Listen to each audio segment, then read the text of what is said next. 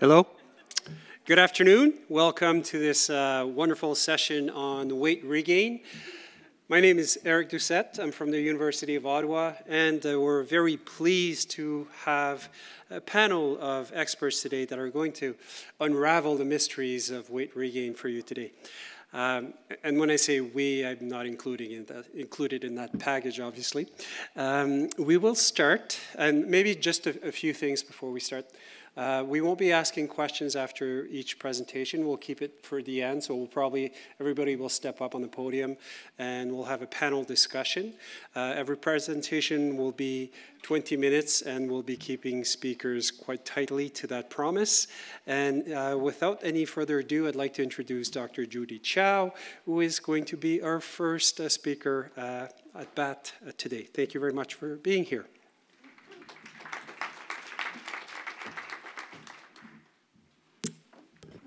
Hi there. For those of you who don't know me, I'm a general internist. I'm the medical director at Leaf Weight Management Clinic based here in Ottawa, so I had to travel really, really far to get here today. I'm also an assistant professor at University of Ottawa and run the Bariatric Medicine Fellowship, so if anyone of interest, please come and talk to me because we are always looking to train more people to help with this chronic disease. And so essentially today, I'm going to be talking to you about weight regain and the physiology. And, you know, the title on this is also, does what goes down must come up? And, you know, and these are my disclosures, nothing really related to this talk. Here's the thing, right? All of us as clinicians, we're trying to help our patients manage weight. And we know inevitably there's some weight regain. But, you know, how is that bad and when is it bad? You know, it's when someone has a cancer reoccurrence, well, we know any bit of cancer reoccurrence is a bad thing. But when somebody has a regain of weight, well, when does it become pathological? And so it boils down to what is the natural course of weight gain versus weight regain? What's the complex physiological process behind weight regain? And what's the consequences of weight cycling, which you heard a little bit today in the morning if you were here at the Kucha session, but I want to fine-tune that little aspect, and then describe also the fat mass set point, all in 20 minutes. So really, this is so annoying, there's really no consistent definition of what weight regain is. In the medical management world, so non-surgical interventions, really, they just say, oh, weight goes up, so that's a bad thing, okay? But in post-bariatric surgical patients, you know, there's a plethora of definitions, and it's mind-boggling how we haven't settled on one, and partly it's because we just don't know. The Ontario Bariatric Network actually defines post-surgical weight regain as pathological if you've gained over 25% of your weight loss from the nadir. So again, what is considered pathological? And then what is considered normal? So to define normal, think about it. Normal weight gain for a person really means they've never dieted. So let's go back at the data to how many people actually diet. And so this is US data, but you can think about how it might be applicable to the Canadian population. Dieting is really increased and reported more and more frequently. So say in the 1950s, to the mid-1960s, 14% of women, 7% of men would actually say that they've been on a diet, okay? As compared to 2003 to 2008, well, gosh, it's gone 57% for women and 40% for men. And you say, well, okay, that makes sense because we know that obesity rates have gone up, so dieting must go up, et cetera. But if you fine-tune into that data, you see that in that decade, like 2003 to 2008, of those people who reported dieting, half of them in the women are actually normal weight. Okay? 1 in 5 are actually normal weight in men. Okay? So dieting is not just for people who have excess weight. Dieting is occurring in our normal weight population. So keep that in mind, because that bears on to a lot of the information that we hear about how dieting is bad, weight cycling is bad. So what is a natural course of weight gain if we know that dieting is prevalent? So if we know in those earlier years, in the 1940s, dieting was less, then we have to look at things like the Framingham study, which followed over 5,000 people starting in the 1940s, and they were in the normal weight category originally. And essentially, over a 20-year period, there was a 10% weight gain. So I would say that's kind of like our baseline. That is a kind of a normal weight gain over the years. But what about in our obese population? So people with obesity. Well, the only statement I could find about that was in the absence of intentional weight loss, individuals with obesity can gain about 1 kilogram per year in an obesogenic environment. And I think that's as good as we get in terms of what a natural course of weight gain is.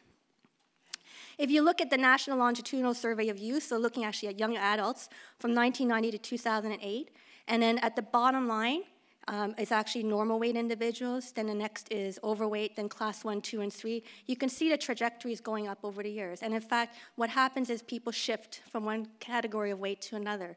So this is in our dieting population now. This is in our patients who are in the normal weight and overweight category, now moving up to that class 1, or going from normal weight to overweight. So it brings us to the concept of the chicken or the egg, right? Clinician do no harm. Are we doing harm for our patients by asking them to do a diet? And why does diet have that negative term? So does it work out this way? Do we kind of start at this weight? We're at a weight. And we actually have a genetic predisposition towards gaining weight. Okay? And we, to help stop that, actually go on a diet. Okay? I would say that's actually a good thing because you're trying to stop that weight gain from occurring. But you wind up in that vicious cycle. And where are we in that cycle? Or is it that I'm at a certain weight and I start a diet, I didn't have that genetic predisposition toward weight, I've lowered my weight, now I'm going to increase my weight, and now I'm on this vicious cycle, and that's where dieting gets a bad name.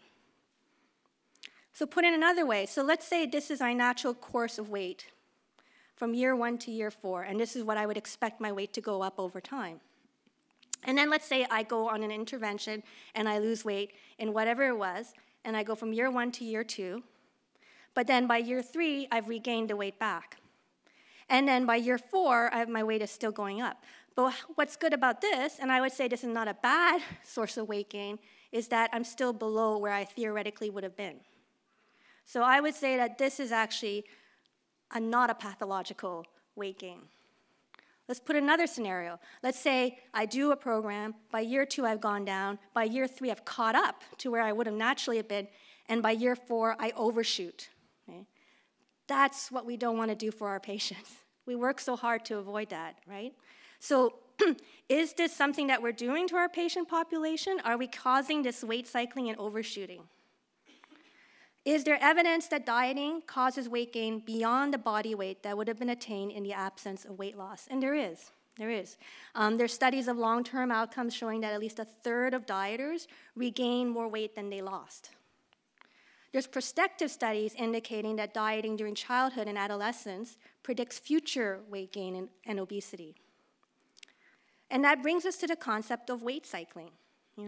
And you heard about it this morning. The definition, again, very irritatingly, there is none, right? It depends on the number of cycles. It depends on the amplitude. Some call severe weight cycling as 3 cycles within a defined period of greater than 5 kilograms, and then light cycling would be like an amplitude of 5 kilograms, but only 1 or 2 cycling. So it changes in every type of study. But the prevalence actually is reported in general between 20 to 35% of men and 20 to 55% of women.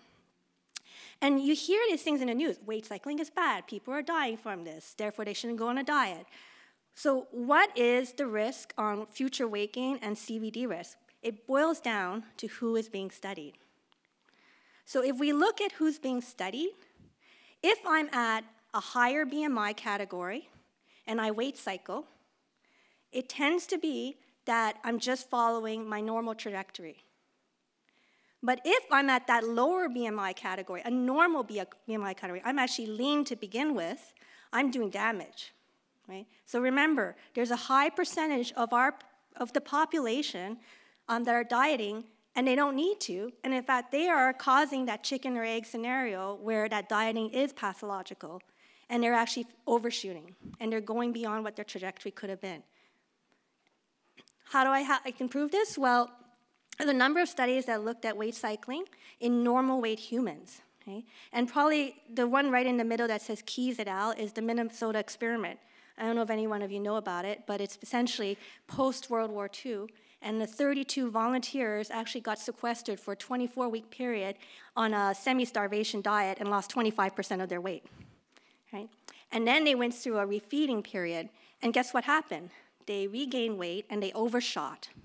And in fact, in red, they overshot predominantly in fat mass. Why does this happen? Well, there are some theories around this, but if you look at the body composition, If you look at from the time that at baseline value where they started, the fat-free mass and the fat mass at weight loss obviously goes down. We all know that. When you lose weight, you lose some fat-free mass and fat mass. And then in the weight gain period, ideally, you know, they just both come back up to the letter X over there. But what actually happens is that fat mass actually catches up faster. And so its rate of regain is actually faster. It gets to the level of Y, the letter that you see there, versus fat-free mass is still at Z. And so while the body is still trying to reaccumulate its fat-free mass to get back to X, there's a fat overshoot. And we see that in the lean population. So, but what does this mean for patients who are in the obese category? So there's some evidence that this might be occurring too. There's a bit of conflicting results, but here's the thing. It looks like if you're in the obese category and you actually regain fat mass, you're gaining it more peripherally. So in men, it will be in the trunk. In women, it will be the limbs. And so this is why we might see our patients who lose weight and their metabolic profile improves.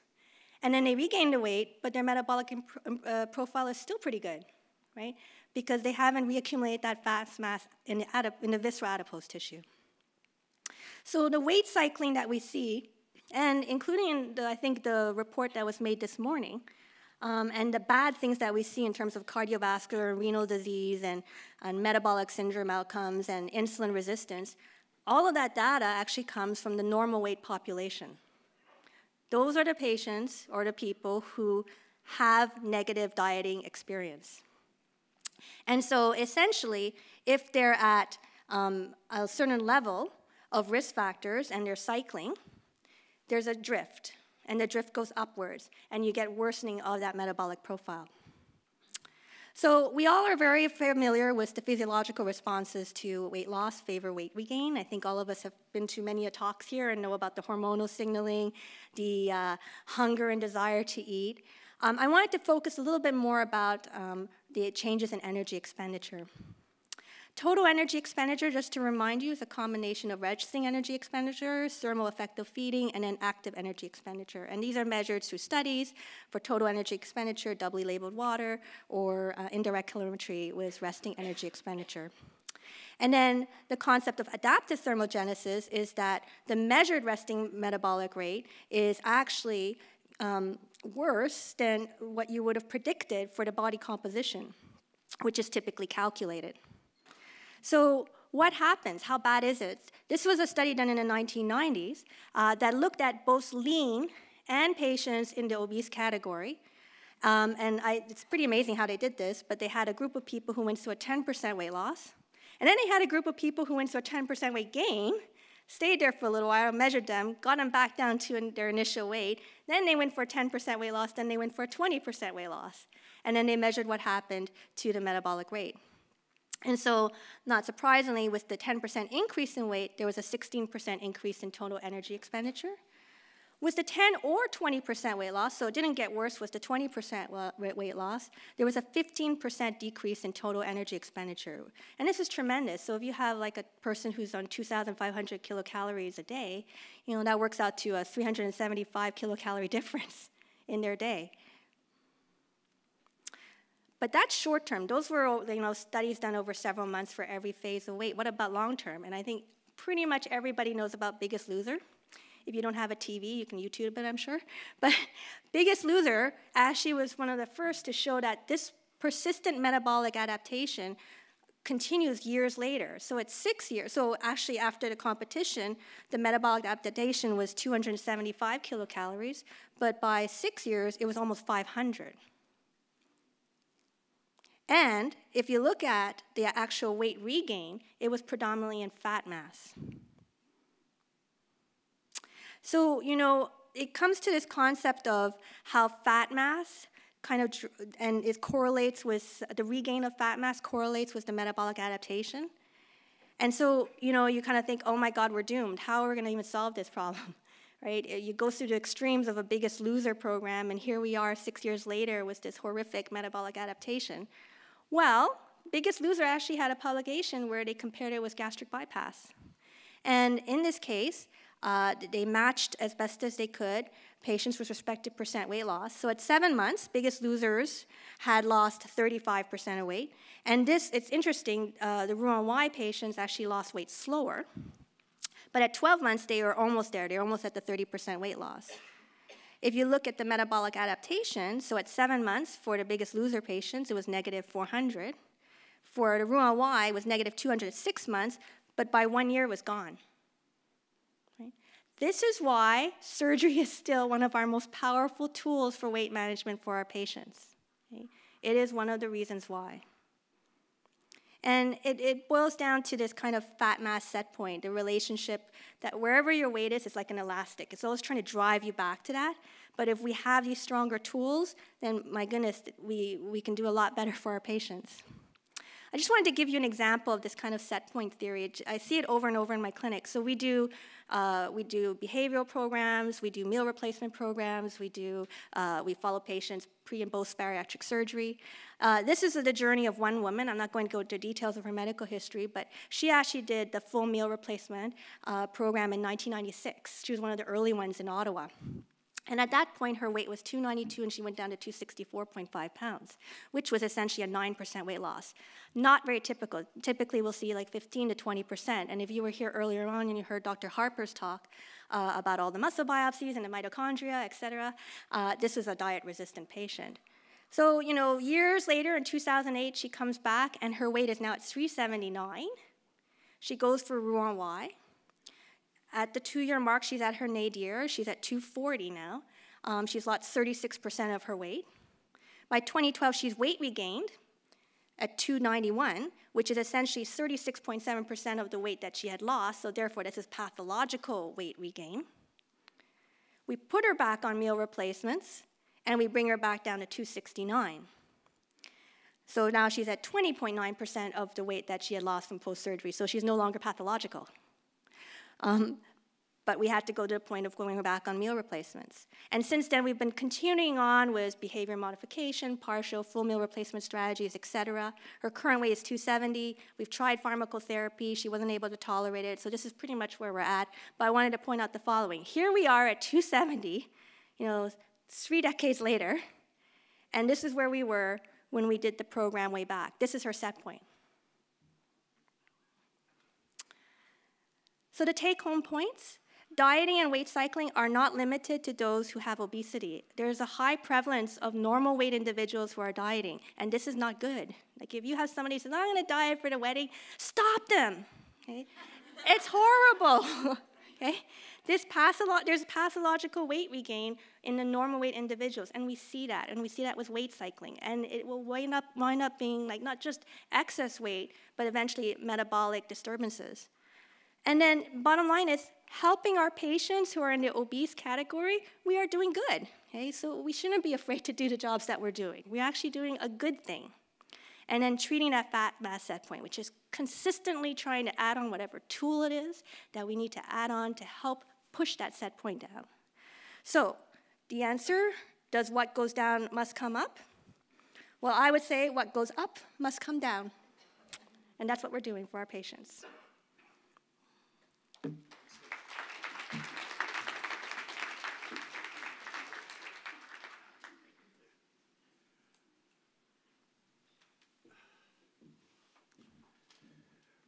All right, so I guess we didn't talk enough before this symposium because I'll basically be repeating the same things to make sure you understood Judy's talk. There is going to be a bit of overlap between our two presentations, as there will be with some others as well, but my presentation focuses more on the numbers. I'm not a psychologist, I'm not a sociologist. I'm going to be talking about the numbers in and around weight loss and the magnitude of the effects, and just to put you in the context of some of the difficulties that patients may face as they're losing weight. Spoiler alert, not about the Game of Thrones, but about this presentation. I've heard many times that this talk is, well, very, very depressing. So be warned, here it goes. Okay, what's bred in the bone will come out in the flesh. In French, we say, chasser le naturel, il revient au galop. So you've all seen this, and this is why we're here today. It's not a new concept. People lose weight, people regain. There's a minute percentage of individuals who are able to maintain this weight over time, and we'll be talking about them a bit as well. And I also wanted to add this, which Judy alluded to during her presentation. We don't really know where these individuals would be if they had not gone through this. And as Jen would point out, maybe they'd actually be heavier. So I thought it would be important to point this out. But there's nonetheless really quite an intriguing paradigm that operates here, because when they reach the minus 15 kilogram, as they did in Thomas Wadden's study here, they're still presenting with large volumes of excess energy stores, yet they're presenting behaviors that are not commensurate with the fact that they have enough energy to go around. In fact, a lot more energy than what you would see in someone who would be characterized as a lean individual. And I always like to point out this particular study that I'm sure everybody's aware of. It's the Look Ahead trial.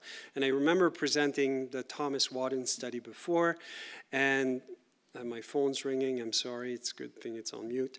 And somebody told me, well, what about the Look Ahead trial? You know, these guys did really good. And I wasn't aware. The study just came out.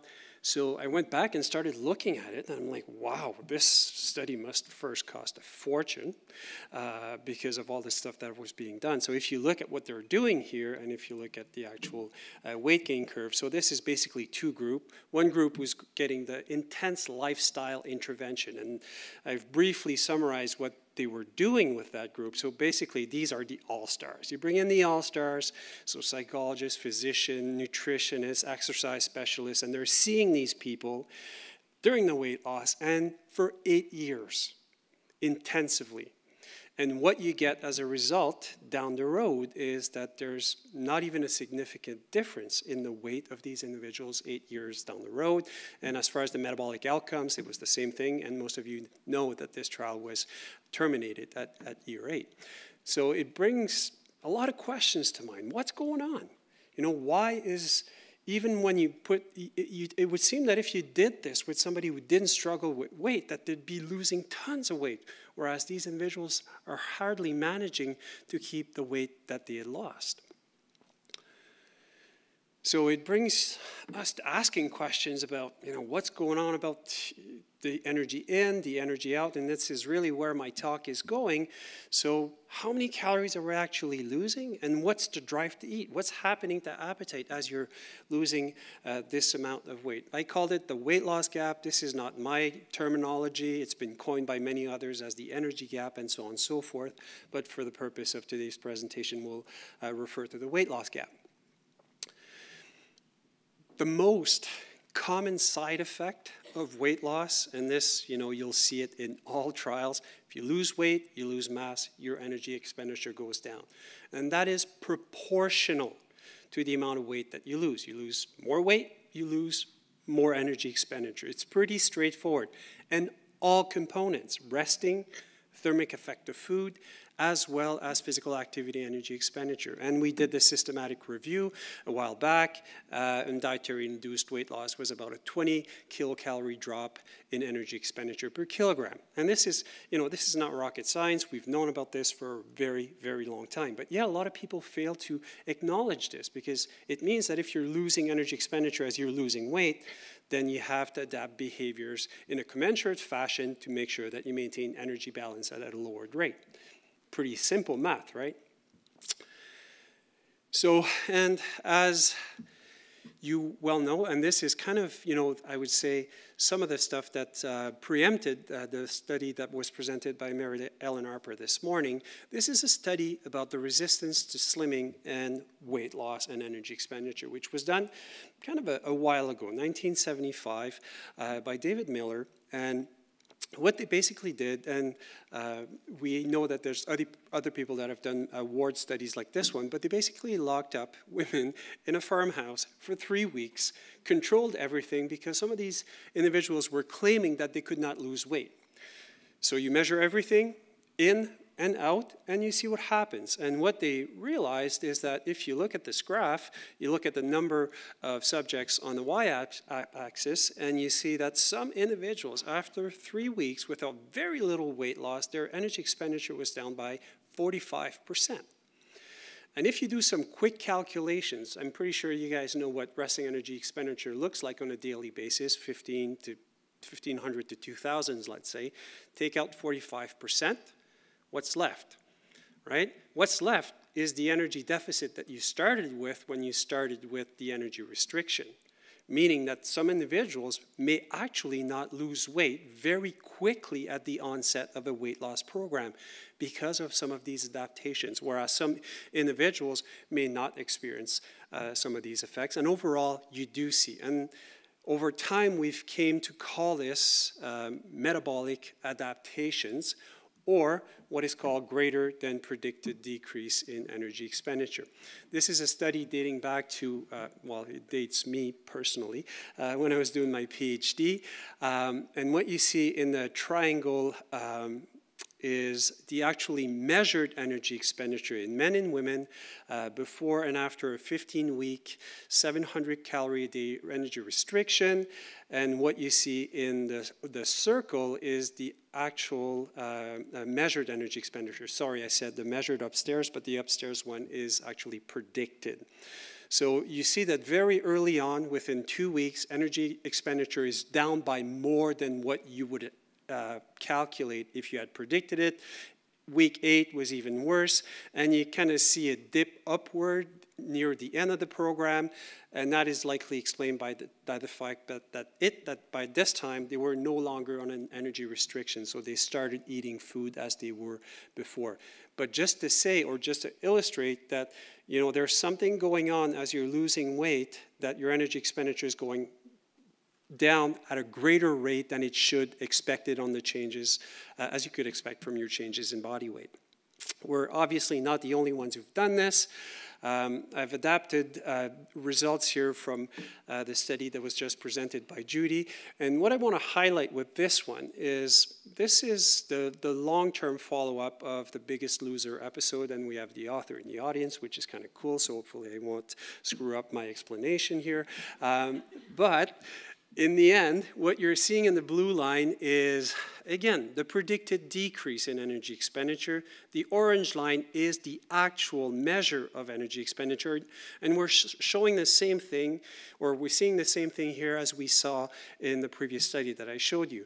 But what's kind of cool to me here is that first, it's a persistent effect, whereas we had measured it for 15 weeks and other groups had done it for slightly longer. This is 6 years.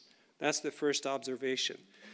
And this is still occurring, if you look at the gray line, as individuals are regaining weight.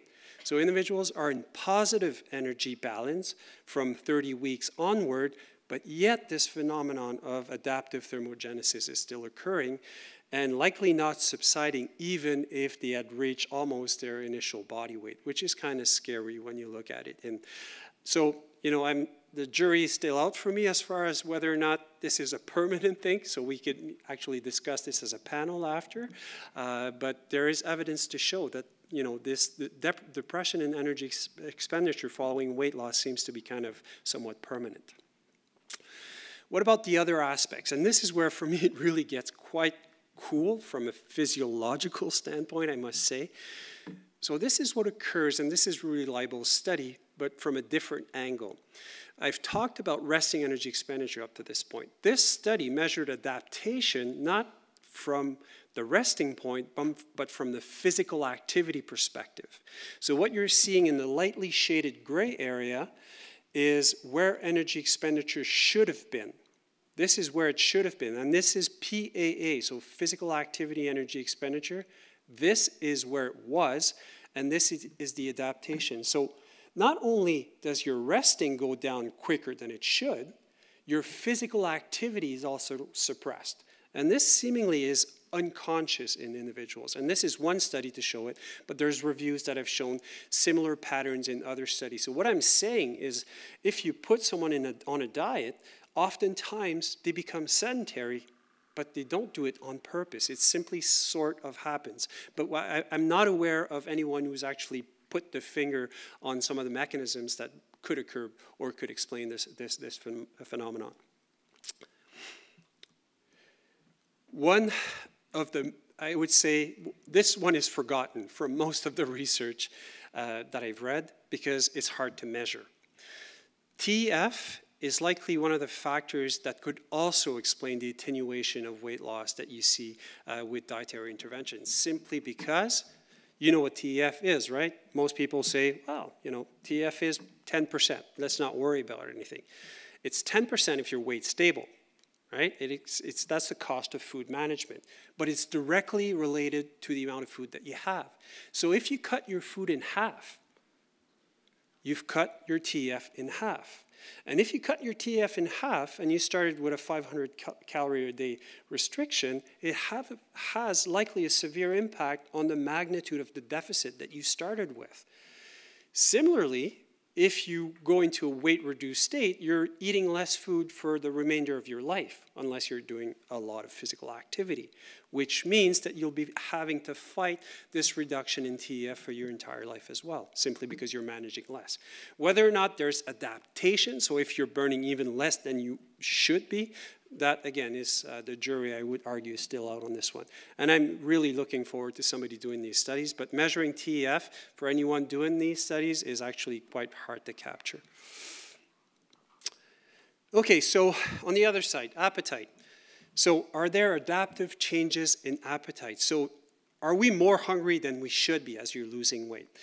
And you know what? I would argue that you are. So what you're seeing here is basically a percent increase or a percent decrease of the different variables that you see in the legend there. And you see that, you know, there seems to be an exaggerated increase in hunger early on, which is sustained over the duration of the weight loss program.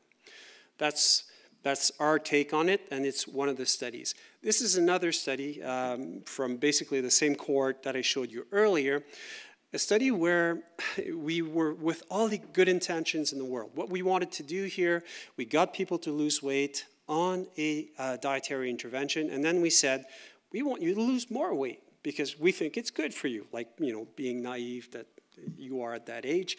So we pushed on exercise. And I don't know, I'm Francophone, so I can say a shitload of exercise, is my accent, on these individuals, and hoping that they would lose more weight. And they did.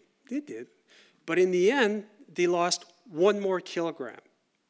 So basically, when we look at this, or I look at this data in hindsight, what we did with the increased exercise at that point was mostly increase our appetite, because the results we got on the scale as far as, you know, weight and body composition hardly changed.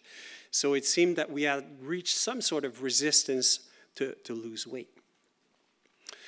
Talking, and you just saw this, but I want to stress another aspect. This is the Minnesota semi-starvation study by Ansel Keys, as was mentioned earlier. The weight rebound is tremendous. This is, you know, we were laughing earlier. This is a rat-human study of some sort where you're able to lock people up and do all sorts of things. A brilliant study in those days. What I want to stress here, though, is that, well, you know, again, from a physiological perspective, because there's a lot of things that happen with that study. So I lost it right there. Okay, so you look at the rebound, and what's really kind of cool is if you look at the energy contents of the different energy stores, right? Lean mass is not a very good place to put energy because there's a lot of water in there, not a lot of protein. Fat mass, though, this is where you want to be storing your energy. And if you look at the line that goes, and I wish I could point this, but you won't see where I'm pointing. But if you look at the line that dips up the furthest, right, at 180%, that's the fat mass. I want you to focus on the point where that line is back to 100% of what it was at baseline. All right? So you see that. Look at how much food they're eating at this point.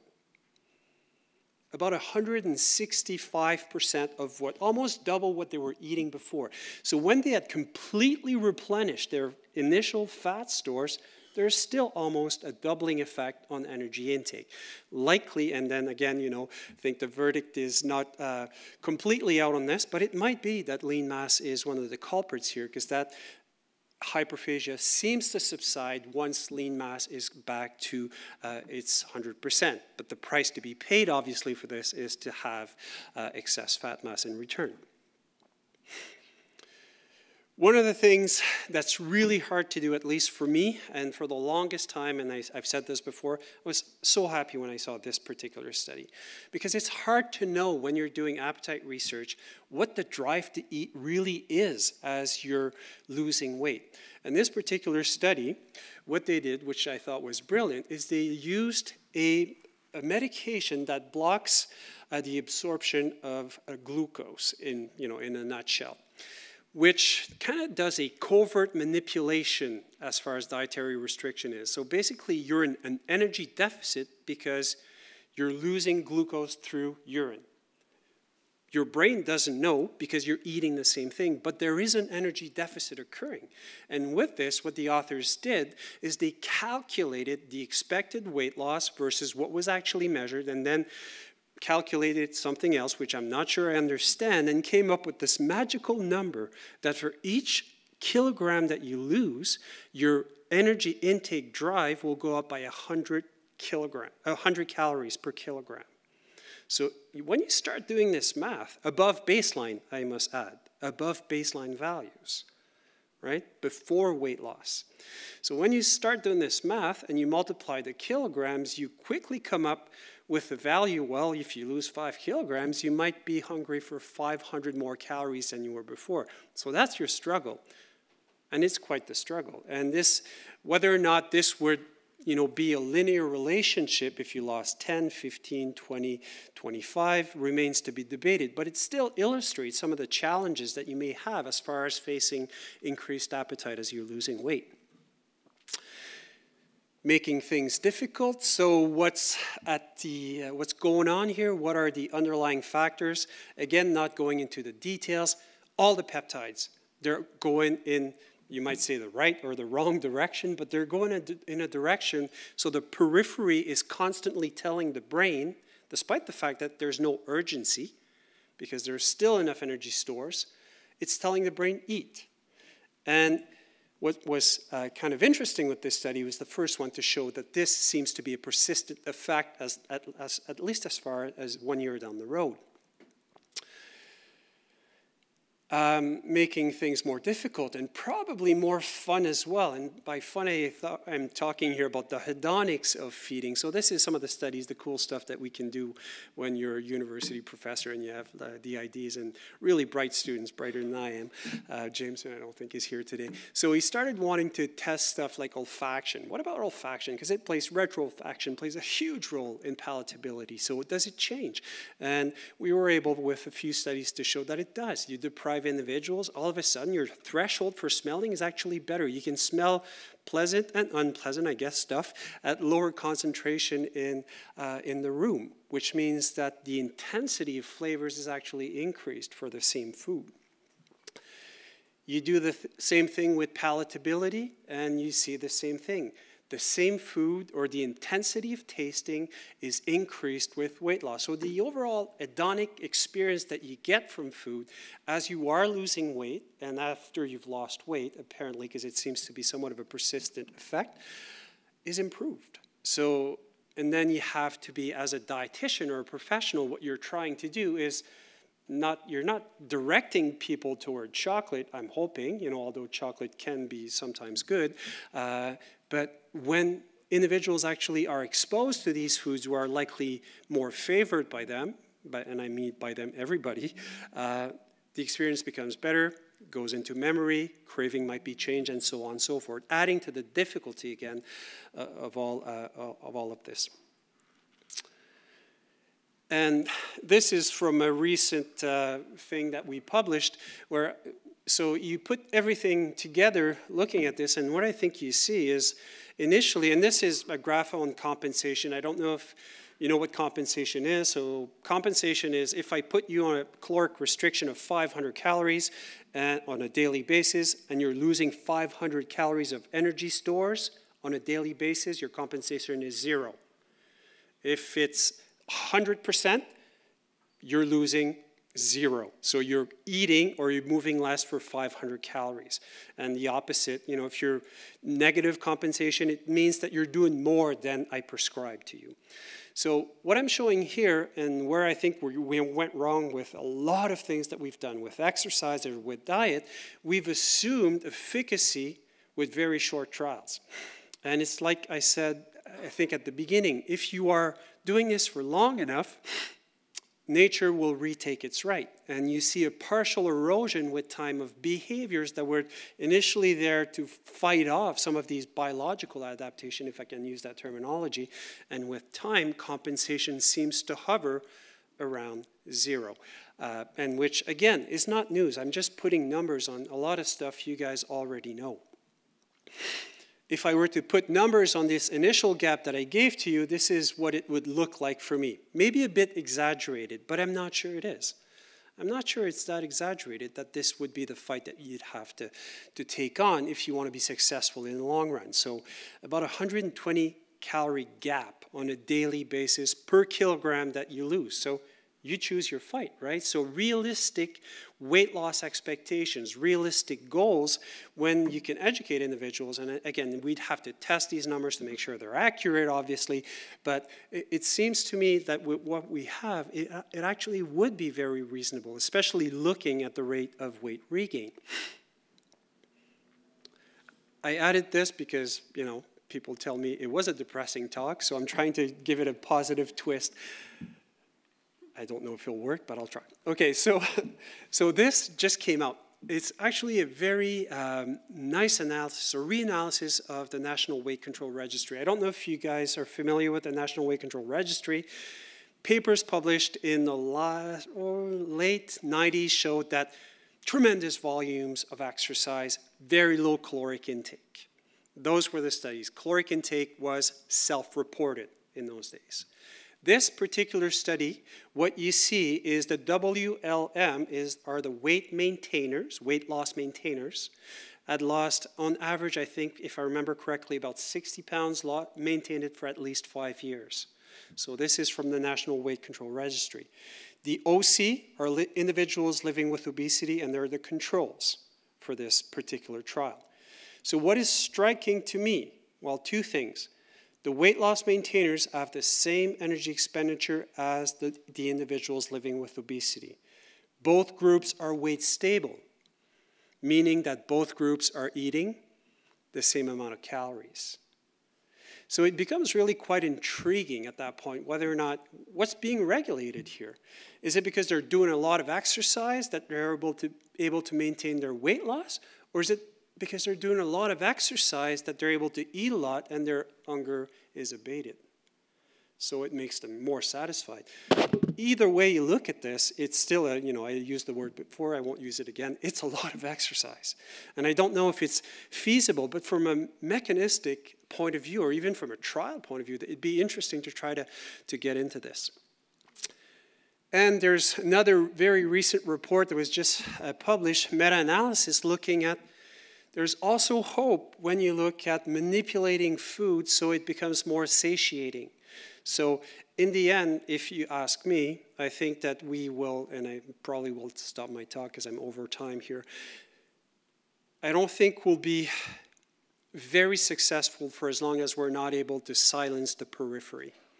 The periphery is so violently loud after weight loss that unless we're able to find ways or to find middle ground somewhere where you're able to live with that constant hunger, that we won't be able to be successful. Or really, really good drugs. I don't know. I mean legal drugs. I know we're in Canada now, so I have to say that. All right, so that's what I have to say for you. Thank you.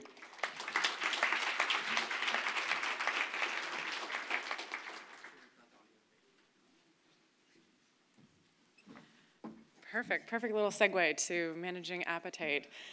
So again, welcome everybody. My name is Jennifer Brown. I'm a registered dietitian. I work at the Ottawa Hospital Bariatric Center of Excellence. And I have to admit, this is probably one of my favorite topics, although it's depressing. I've been working in this area a little over, I guess it's been about 13 years, and I primarily work in bariatric surgery, and I kept having patients come back with the same complaints, which was, I'm hungry all the time, I'm craving all the time, and I'm gaining weight, or I'm terrified of gaining weight. And so I'm going to dive into a little bit more today, talking about some of the things that have already been touched on. And for all the clinicians in the room, I'm going to try to do my best to bring it back to how can we use that science and use that complex understanding that we've heard over the last few days, and especially today, and apply it to our patients and our clients. So I don't have any direct disclosures for today's talk, but I do have some both commercial and non-commercial previous relationships. So my objectives are to review the evidence. Again, we have heard most of it today, but I'm going to, again, bring it into a bit more of a simplistic way of understanding how that appetite actually impacts hunger, and then more the practical solutions. What can we actually do about this? So again, I often hear this over and over again. I'm able to eat more, I'm hungry all the time, I can't stop craving, I'm gaining weight, or I'm terrified of gaining more weight, or going back to old habits. How many people in the room have heard this from your patients and your clients? Right. And so I'm going to kind of summarize the work that both Eric and Jameson Cameron worked on when looking at feeding behaviors, and we can kind of simplify this into two ways of looking at it. The homeostatic piece, so that periphery that feeds to the brain, that basically controls our feeding behaviors, as well as that non-homeostatic piece, which is that hedonic, that pleasure, the desire, the liking and wanting of foods, and how that impacts those eating behaviors. So we can simplify this into that hypothalamic hunger system, as well as the mesolimbic reward system, so eating to maintain life versus eating for pleasure. So I'm going to focus a bit more on that hunger system and what's going on in the periphery and how it's controlling the brain. So we've heard this again from multiple talks today, but just as a reminder, we do have a number of peripheral hormones that are affecting food intake, such as ghrelin, GLP-1, PYY, insulin, cholecystokinin, and leptin. And again, these are messages that send to our brain to help control that eating behaviors, the food intake, the how much do we eat, when do I stop eating. And ultimately, it comes down to our brain. And I'm going to simplify this. This is what I tend to teach our patients in terms of understanding the science behind what's going on in the body. So in a simplistic way of putting this, leptin is a hormone found primarily in our body fat. It's supposed to work with energy regulation or energy balance, and ghrelin being a hormone primarily for hunger, found in the distal portion of the stomach, and GLP-1 and PYY found in the lower parts of our small intestines, controlling for satiety or fullness. Now, we've already seen some of these slides earlier today, but Priya Smitherin's group looked at what actually happens in terms of that weight loss, and then when we see the weight gain over time. And what we're seeing is that there's that persistent kind of adaptation of these hormones that are causing the weight to continue to increase. So I put this in a easy to understand way, at least I hope it is, of what's going on when we visualize this. So if we lose body fat, and again, leptin is proportionate to body fat, so that decreases. The brain stimulates, I always kind of think of it like an alarm system goes off in the brain. We have the periphery that ends up increasing, so we have hunger levels increasing substantially, and then we have those fullness hormones actually decreasing. And we hear this often. Patients will tell us, when they've lost weight, I'm hungry all the time, or I'm starving, and I just can't get enough. Again, we heard a lot of the physiological rationale for why. So the brain, again, is designed to want to gain that weight back, and as we've seen in previous studies, it doesn't stop there. It tends to want to overcompensate by increasing more of that body fat. So what's going on actually in the brain? And again, this comes down to our hypothalamus, and there's actually this kind of bidirectional interaction between food intake and that control. And our brain itself, so the hypothalamus, we have, again, the POMC neurons are stimulated here that then are going to stimulate the melanocyte stimulating hormone. This binds to the MC4 receptor and it decreases food intake, which sounds great. So all of a sudden we have this decreased appetite and this increase of energy expenditure, which is fantastic. I always say, like, mic drop, let's close it up there. But unfortunately, that's not how it works. Our brain is much smarter than that, and it has that negative feedback loop that's built in that is actually going to increase that food intake, and then it's going to want to try to conserve that energy. So this is where, again, it gets more depressing. But when we look at, again, the evidence that has looked at these kind of what happens in that weight loss period, hunger and that desire to eat consistently is much higher than baseline. So you can see here in that red dotted line that a little over that 1 year mark that people's measured hunger and measured desire to eat from visual analog scales are telling us that people are still, they're hungry. And this is where my research came in, which was trying to understand, well, what's happening with bariatric surgery? You know, we see all these great improvements with surgery, but what's happening to these hormones? So again, we see weight loss and we see leptin levels decrease, but we might not be seeing that same kind of effect in the brain that's happening. And in fact, in the periphery, we see ghrelin levels almost disappear. And when we measured in the lab, we actually see ghrelin levels pretty much like are zero. We almost see them at almost nothing. And interestingly, we see GLP-1 and PYY levels increase, almost 200 to 400%. We can see it peak in about 30 minutes of meal consumption. So anybody who's worked with people who've had bariatric surgery will often report, people say, I'll eat a very small amount of food and I feel incredibly full, or I'm not really hungry. Problem is that what happens with weight regain? Or what happens further down the road? Maybe they aren't experiencing weight regain, but they're still having some of those same responses. And so we do see from the Labs Consortium, this is the data that was presented just last year. This is the 7-year follow-up timeframes of a number of patients who went on to have Roux-en-Y gastric bypass, following them long-term. And we see that usually in the first 6 months to a year, most people hit their nadir weight or their lowest weight loss. And then it breaks down into these kind of subsets of people that might continue to lose weight. Some are maintaining, but there's a large group. In fact, there's almost 3 or 4 groups here that start to see that weight increase. And the literature is really all over the place when it talks about weight regain. And Judy already mentioned, how do we actually measure weight regain? Literature is often reporting that 20 to 30% of patients are going to regain weight. But what does that mean? What is that definition of weight regain? And that's actually where, Eric and I, when we did our research in this area, that's what baffled us, was how do you define weight regain after bariatric surgery? So I wanted to kind of show some of the, what's going on with these hormones themselves. And we do see that when people gain weight, again, not a shock, we see leptin levels increase. So in that 1 to 2 year mark after surgery, patients who've regained weight, leptin levels are increasing.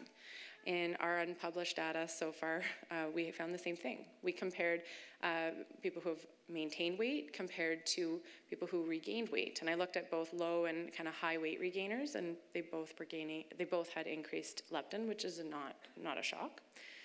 But when then we look at ghrelin, interestingly enough, this is where it becomes a little bit controversial. Some research shows that patients who are gaining weight, their ghrelin levels are actually increasing, whereas other studies found no difference. They're seeing that ghrelin levels actually are not associated at all with weight gain. The question and the concern around the limitations with the research is, what type of ghrelin is actually being measured in the blood, as well as how are you defining weight regain. So looking at the groups of people, there's some limitations there. When we take a look at the GLP-1 and PYY, again, I mentioned earlier that we see that big, peak at that 30-minute mark, so that about almost 200% increase. Even in people who are regaining weight, their levels are still quite high. You see in this dotted line here, but it's much lower than people who are maintaining their weight. So again, there might be a slight factor going on in the periphery that might be causing them to have a bit more hunger. So it brings us to that other kind of piece of the puzzle of what's going on in the reward center, what's happening in the brain for that pleasure part. And again, as that weight increases, so again, drawing your eye to leptin there, you know, the brain then sends kind of those messages, those wanting and liking for really palatable foods. And you're not going to see broccoli, and you're not craving big juicy salad. You're wanting really energy dense foods. You're wanting high calories, high sugar, high fat foods as a way to restore that weight. So this again comes back to that mesolimbic reward center, which is primarily found in the ventral tegmental area, or the VTA, which is a critical area for motivation, that reward repeated behavior, attention, and memory. Okay, so these next two slides here, I can't take credit for these. These are actually slides from Michael Vallis. But I'm going to ask you, which is healthier for you? Apples or apple pie? Okay, I'm hoping most of you are saying apples are healthier for you. But which ones taste better? Or which one do you want more?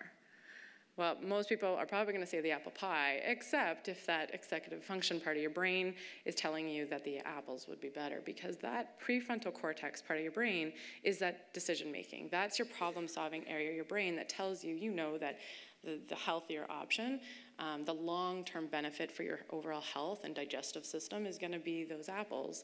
But the part of your brain that wants an immediate reward, that wants to feel good right away, is going to want that apple pie. Now, interestingly enough, when we actually do neuroimaging studies and we look at what's going on with MRIs in the brain, we do see that people living with obesity actually have higher areas of the brain that have these reward regions with visual stimulus of food.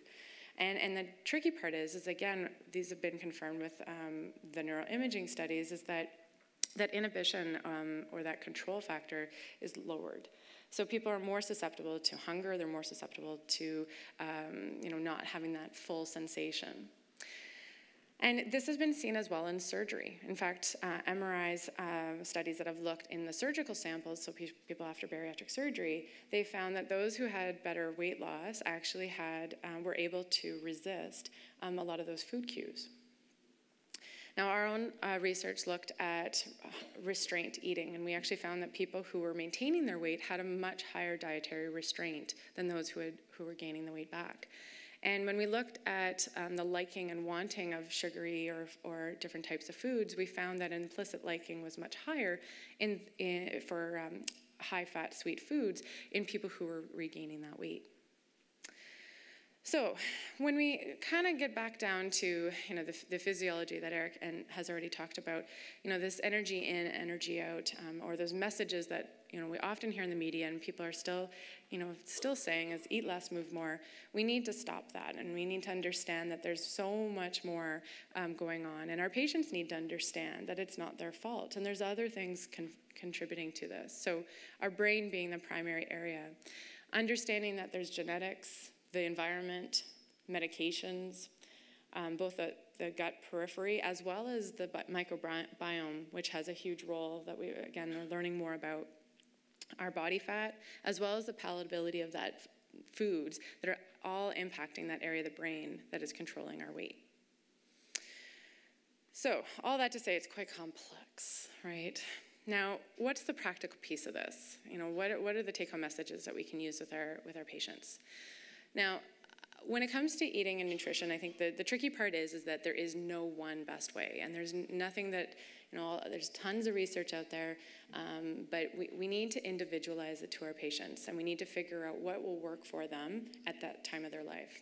It could be looking at meal timing, it could be looking at the meal balance itself. The actual nutrient breakdown does not really matter. Again, when it really comes down to it, Kevin Hall did a fantastic job the other day talking about looking at those differences with all the different diet wars. When it comes down to it, yes, we'd love to reduce the processed foods. Ultimately, it's going to come down to your patients and what works for them. You could use hunger and appetite training with patients, so we could use mindfulness-based eating awareness training. Hunger training that includes intuitive eating, monitoring hunger cues or triggers that might be associated with their hunger, looking at the intensity of the hunger, so again, that self-management piece, or self-awareness, identifying the type of hunger, possibly even using acceptance-based behavior therapies such as the acceptance commitment therapy, again, from that value-based and understanding of what's happening.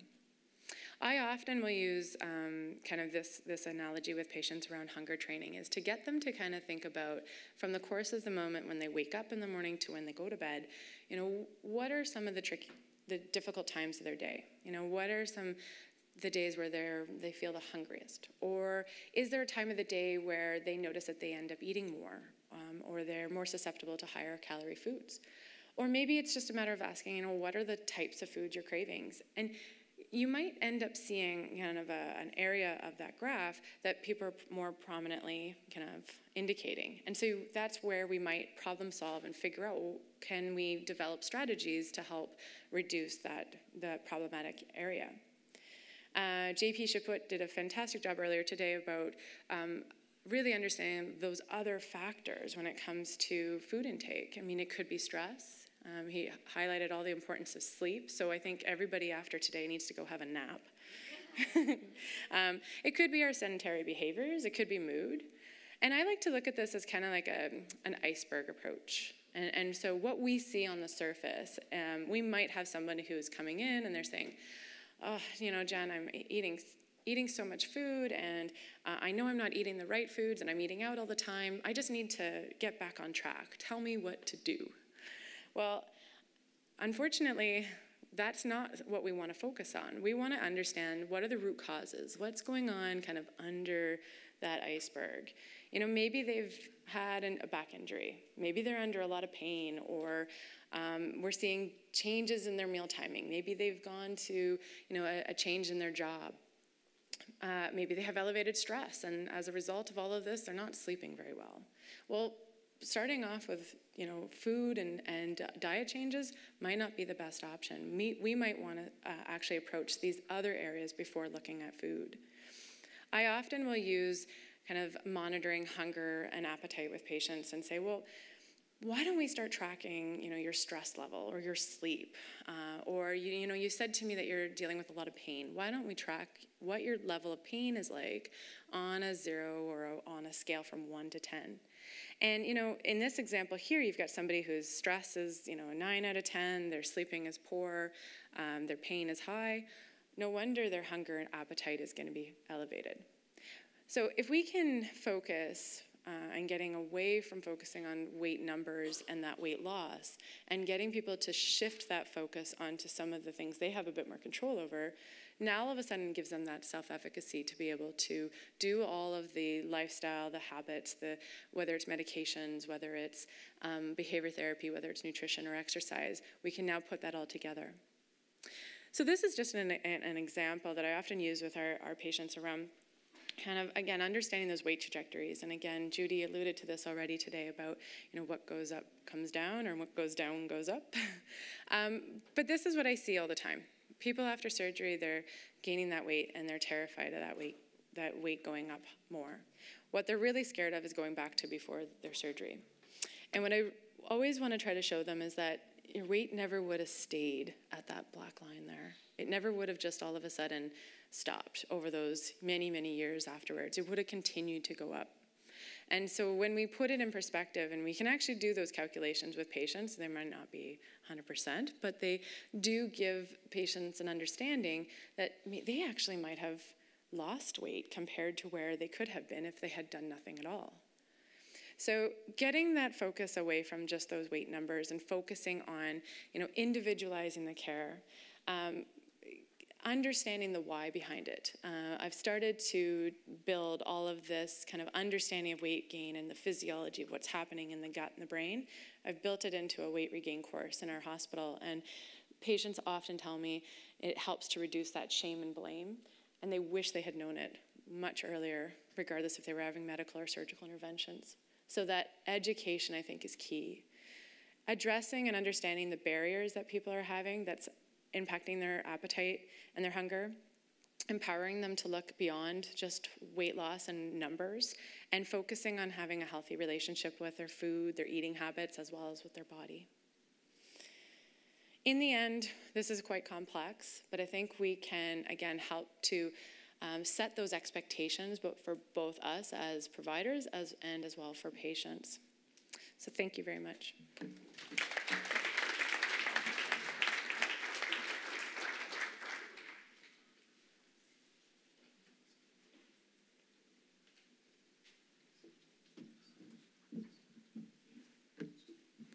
Hello. For this presentation, we'll be two, me and David. I am Aurelie Baillot from the Universite du Quebec en Outaouias, just on the other side of the river, in Gatineau. And David is... And I'm David Thivel from France, Universite Clermont, Auvergne. We will speak about physical activity and weight regain. And we have... What is... Oh, okay. Sorry, we don't have any conflict of interest. During this presentation, we'll provide you an overview of the evidence and the efficacy of exercise and weight loss maintenance. And we will give you the current physical activity recommendation for weight loss maintenance and some tips to help patients with physical activity. To begin, I have a question for you. Is physical activity a worthwhile option to avoid weight regain? Choose a sign, yes or no. I choose mine, it's no. In my opinion, physical activity is not a worthwhile option to avoid weight regain after weight loss. First, because where are evidence, if we look at randomized controlled study, the results are sparse, and the vast majority of randomized controlled study didn't find significant effect of exercise on weight loss maintenance, and they didn't support the current assumption that physical activity is more important for weight loss maintenance than for weight loss. And for example, the study of Borg, they assessed the effect of exercise, walking or resistance training on weight loss maintenance in 19 healthy people with obesity. You can see here the intervention. There are 2 months of weight reduction with very low energy diet, followed by 6 months of weight maintenance program with exercise, and almost 2 years of unsupervised follow-up. And if you look at the p-value, there is no significant difference between between the control, the walking and resistance training group in short and long-term weight loss maintenance. And another study of Doucet collaborators, they have had the impact of different dose and intensity of exercise.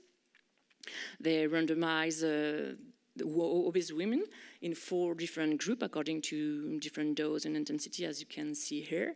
And if you look at the figure, at 6 months, there is no significant difference between group for weight loss, and at 24 months, there is no significant difference between the groups for weight loss maintenance. So all the groups are slowly but certainly regaining weight.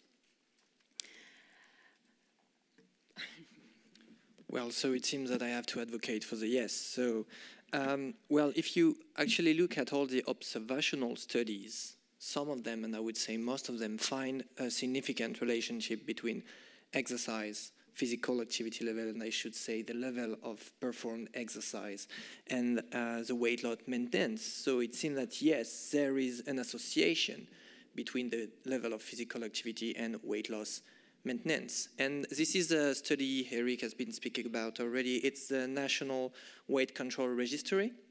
And in this analysis, what they did is that they compared the physical activity level, but also the different characteristics of this physical activity level between people that have lost weight but are weight loss maintainers and overweight people. And what you can see here is that there is the people that are able to maintain weight have a significantly higher physical activity level, and especially moderate to vigorous physical activity level. So this is evident that there is an association between the level of physical activity and weight loss maintenance, even though I have to admit that this is a very high level of physical activity. Okay, it's about 2 hours per day. But then, yes, there is evidence to say that there is an association. And this is another way of using those data, also based on the same database. And this is a study that Eric has mentioned previously. And as you can see here, those people that are able to maintain weight loss have a higher level of physical activity level, higher energy expenditure induced by physical activity level, and higher number of steps. So once more, those are evidence that there is an association. And it's not only regarding multidisciplinary weight loss intervention. In response to also bariatric surgery, which is another model to lose weight, severe weight loss, you can see that the people after bariatric surgery that are the biggest, better, greatest success in maintaining this weight loss have also a higher physical activity level. Okay, so apparently, yes, once more, I have to advocate for yes, so I'm going to say yes a lot of time. But then, yes, there is definitely an association, even though, once more, it's very important to underline that this is a very high level of daily physical activity. And it seems that it has to deal with adherence, because as Aurelie stressed out, some studies, they don't find any effect or any significant effect of physical activity for weight loss maintenance. But when you look at those studies, and when you look at the adherence and compliance rate, they have a very low compliance rate, okay? And when you reanalyze those studies, and when you consider only the people that have completed and correctly completed the studies, this is a retrospective analysis. Most of the studies that already tried to use to say no, there is no relationship between exercise and weight loss maintenance. When you reanalyze those studies, then yes, they turn to find a significant effect and a positive association between physical activity level and weight loss maintenance. Okay, it can work, maybe, in very active people, but can we really recommend physical activity, knowing that physical activity will not, for weight loss maintenance, will not work for all individuals? Can we do that? Because we know that weight loss during exercise intervention, there is a lot of variability, as you can see in this figure, and this probably is the same for weight loss maintenance. Some people, we have no or only modest effect of exercise on weight loss maintenance, and as explained by Eric, there is behavioral compensation in response of exercise. Some people with increased energy intake and other will decrease total energy expenditure in response to exercise, canceling the energy deficit generated by exercise. Thus, for these people, physical activity is not an effective strategy for weight loss maintenance. Well, yeah, I can hear your argumentation, but if you really look at the data and the evidence, we don't have that much evidence. Actually, we don't have any study really looking at those compensatory mechanisms during a weight loss maintenance. So even though I agree with you from the physiological point of view, we need evidence, okay? And we have responders and non-responders to every kind of treatment, every kind of weight loss program. So it's not specific to exercise, and we cannot incriminate exercise for weight regain because it's the same for everything. And from a very theoretical point of view, you're saying that if you do exercise, if you increase your physical activity level, you will have compensatory mechanism. I do agree. And if we look at the energy intake compensation, yes, you will. And if you look at on the right part of the slide at this G-shaped curve proposed by Taylor in 1974, what he did is that he proposed that there is a relationship so that the lower is your physical activity level and the higher is going to be your daily energy intake. But he also said that the higher is going to be your physical activity level and the better you're going to control your energy intake. And in the case of people after weight loss, if they don't increase their physical activity level, they will compensate by increasing energy intake, as suggested by this curve. And then it will turn into a positive energy balance, and then weight regain. But if they increase their physical activity level, even though they might increase their energy intake, they will not they might not fully compensate but for the exercise-induced energy expenditure. Or if they do, you will not have a negative effect on energy balance. It will remain neutral, and then it might prevent them from regaining weight. So I'm not going to go through the whole mechanism that can explain why exercise might prevent for any compensatory mechanism or explains those compensatory mechanisms. But there is a very nice paper recently published by Foresight, and I would encourage you to look at all those potential physiological factors.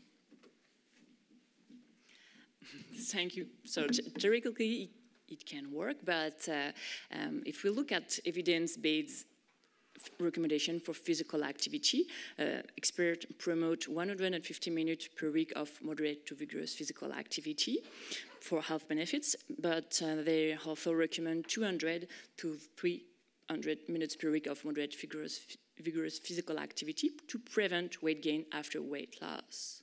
Who does that? Who does that regularly? Because 61% of Canadians didn't meet the lowest recommendation for health benefits. And if we look at this percentage in people with obesity, the percentage is higher. And even after massive weight loss, inactivity win the lowest trajectory that you can see. There is the most common trajectory is the low trajectory. 3 years after surgery, the vast majority of patients remain inactive, and only 3% of patients increased dramatically their level of physical activity after massive weight loss. And why it's difficult to reach physical activity guideline? Because, like everybody, we have barriers, and there is some weight-related physical activity barrier that can be removed in part after weight loss, but the other non-weight related physical activity barriers remain after weight loss. So that explains why it's hard to start exercise and to maintain a high level of exercise. So the take-home message to conclude on this part is probably a balance between the no and yes, and is that exercise is likely to be a very effective strategy for weight loss men and for people who are able to maintain a high regular level of physical activity and avoid compensatory behaviors. Thus, now let's talk about what can do to support patients. First is use strategy to increase adherence to physical activity with a behavioral change strategy, with motivational interview. Maximize pleasure, it's important. You can use preference-based intervention. And never neglect the first session when you start an intervention, because pleasure taken at the first session predicts physical activity level 1 year later. And also, if you work with people after weight loss, but they are always with obesity, self-selecting intensity should be favored because compared to prescribed intensity, it's more pleasant for inactive people with obesity. And so we have to increase adherence, but also I think that terror and supervision intervention are important because of the diversity in exercise response and motivations. It's important to ask, advise, assess, and arrange, to provide regular follow-up, and to ask help for complex case. We are a lot of professionals that can help in different situations. And in my opinion, it's also important to inform patients about the existence of conscious and unconscious compensatory behaviors and question them about their behaviors. And it's also important to refer if necessary, because there is more and more evidence showing that disinhibition, depression, and binge eating are predictors of behavioral compensation during exercise intervention. So I will let you to finish. Well, there is another thing that we really need to underline is the fact that, yes, once more, exercise might be beneficial, but exercise during the weight loss program might also be beneficial for weight loss maintenance.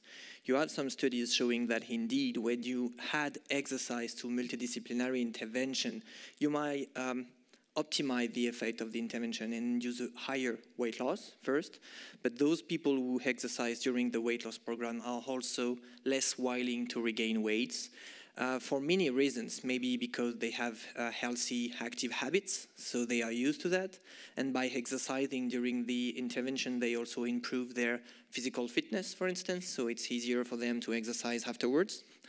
And this is, for instance, what shows those two studies. They show that indeed, when you include exercise in the intervention, you will not only have a greater weight loss, but those with the higher dose of exercise during the intervention are also those who show the lower weight regain. Okay, this is one point. But there is another point, and I will jump on what has been said previously during the previous presentation, is the fact that it will also help preserve fat-free mass.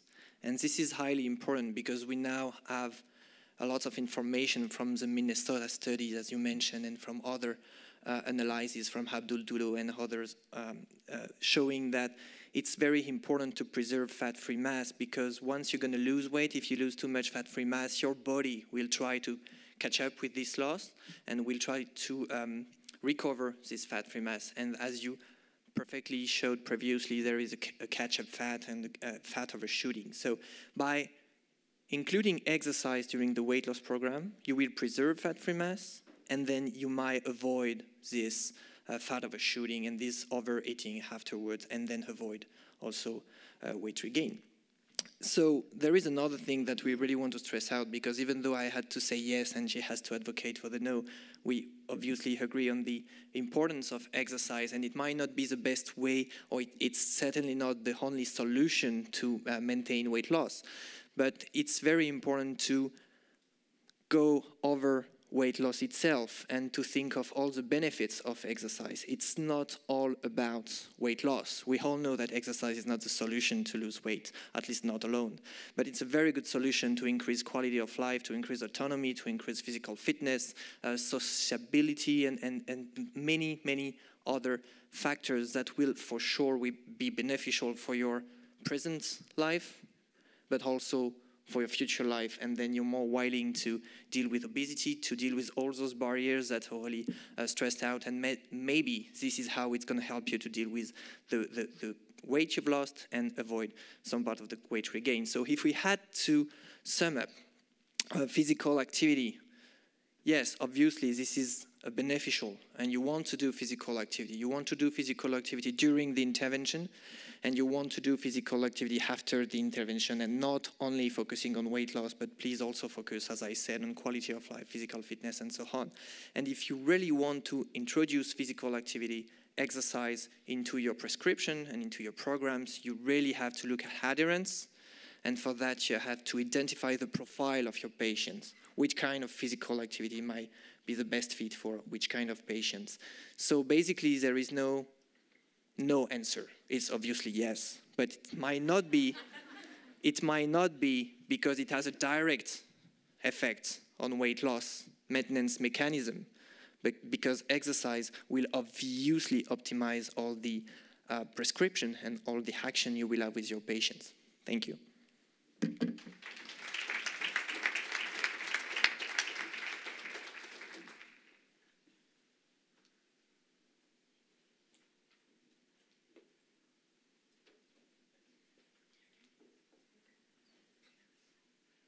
It's just me.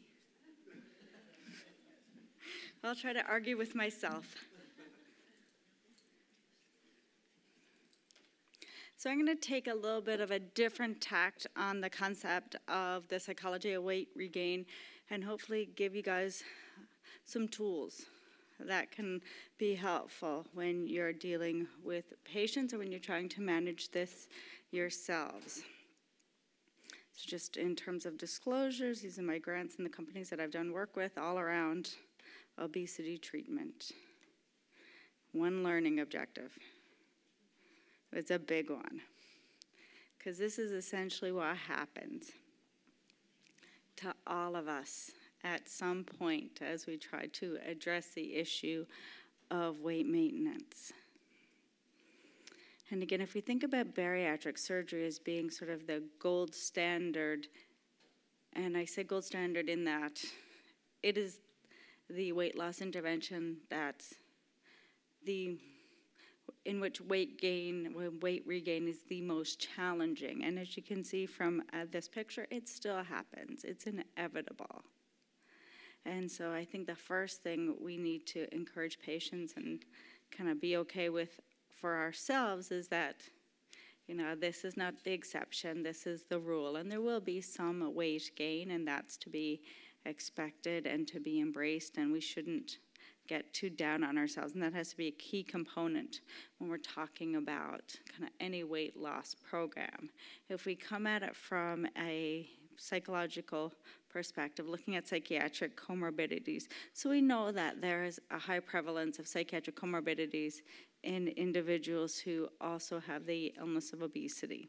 And that's a whole other talk for another day, but it's related to psychosocial things, it's related to biological things. You know, the illness of obesity is also associated with chronic pain. It's difficult to be pleasant every day if you're experiencing chronic pain.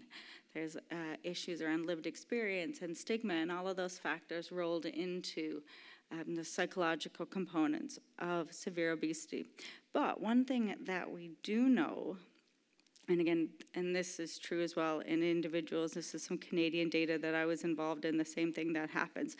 We also know that things improve from a psychiatric standpoint after significant weight loss. And again, you know, this was something that I personally had to figure out a way to reconcile for myself as a treatment provider, because I would never say, you know, an effective treatment for depression is not weight loss. And I would never tell anybody that I see who has depression that their depressive symptoms will get better if they could lose weight. That sends a completely contradictory message. That being said, again, because there are so many factors that contribute to mental health issues in individuals who also experience the illness of obesity, that sometimes, you know, decreasing the chronic pain that you experience is going to lift your mood. And so absolutely there seems to be some linkage between improvement in psychiatric symptoms after weight loss surgery and after extreme weight loss. I would also say the increase in suicide that we also see in individuals post-weight loss surgery is linked to the fact that people assume they can stop taking treatments for mental health issues once they've lost weight, and that is not true either. And we need to make sure that we treat all illnesses. But we do know that even though there seems to be an increased prevalence of psychiatric illnesses in individuals who have BMI above 30, certainly having a psychiatric illness does not mean that you're going to have more weight regain or it's going to impact weight loss, regardless of the type of weight loss program that you're involved in, which I think is very reassuring. And so if you have an anxiety disorder, you have depression, you have binge eating disorder, you have schizophrenia, you can absolutely successfully engage in any type of weight loss program and do well. And so we need to also make sure that we convey that message. And that was there was a study that just came out a few months ago that again looked at 7-year follow-up. And this correlation and the message is still clear that certainly having a mental health diagnosis is not going to impact weight loss, and nor will it have a significant effect for the most part on weight regain. That being said, certainly there are things that are going to impact kind of how happily successful people are and whether or not they can achieve what they want to achieve and what their healthcare providers feel is appropriate for them to achieve. And certainly, you know, this is a very simplistic paradigm, but I think we've all heard it over and over again, that there's body dissatisfaction. This impacts people's mood. This causes them to indulge in things that help make their mood feel better, even if for a brief period of time. This causes both an increase in weight for some people, which of course increases body satisfaction, which causes negative affect, and that spiral keeps going. So clearly this is an association that is going to impact weight gain.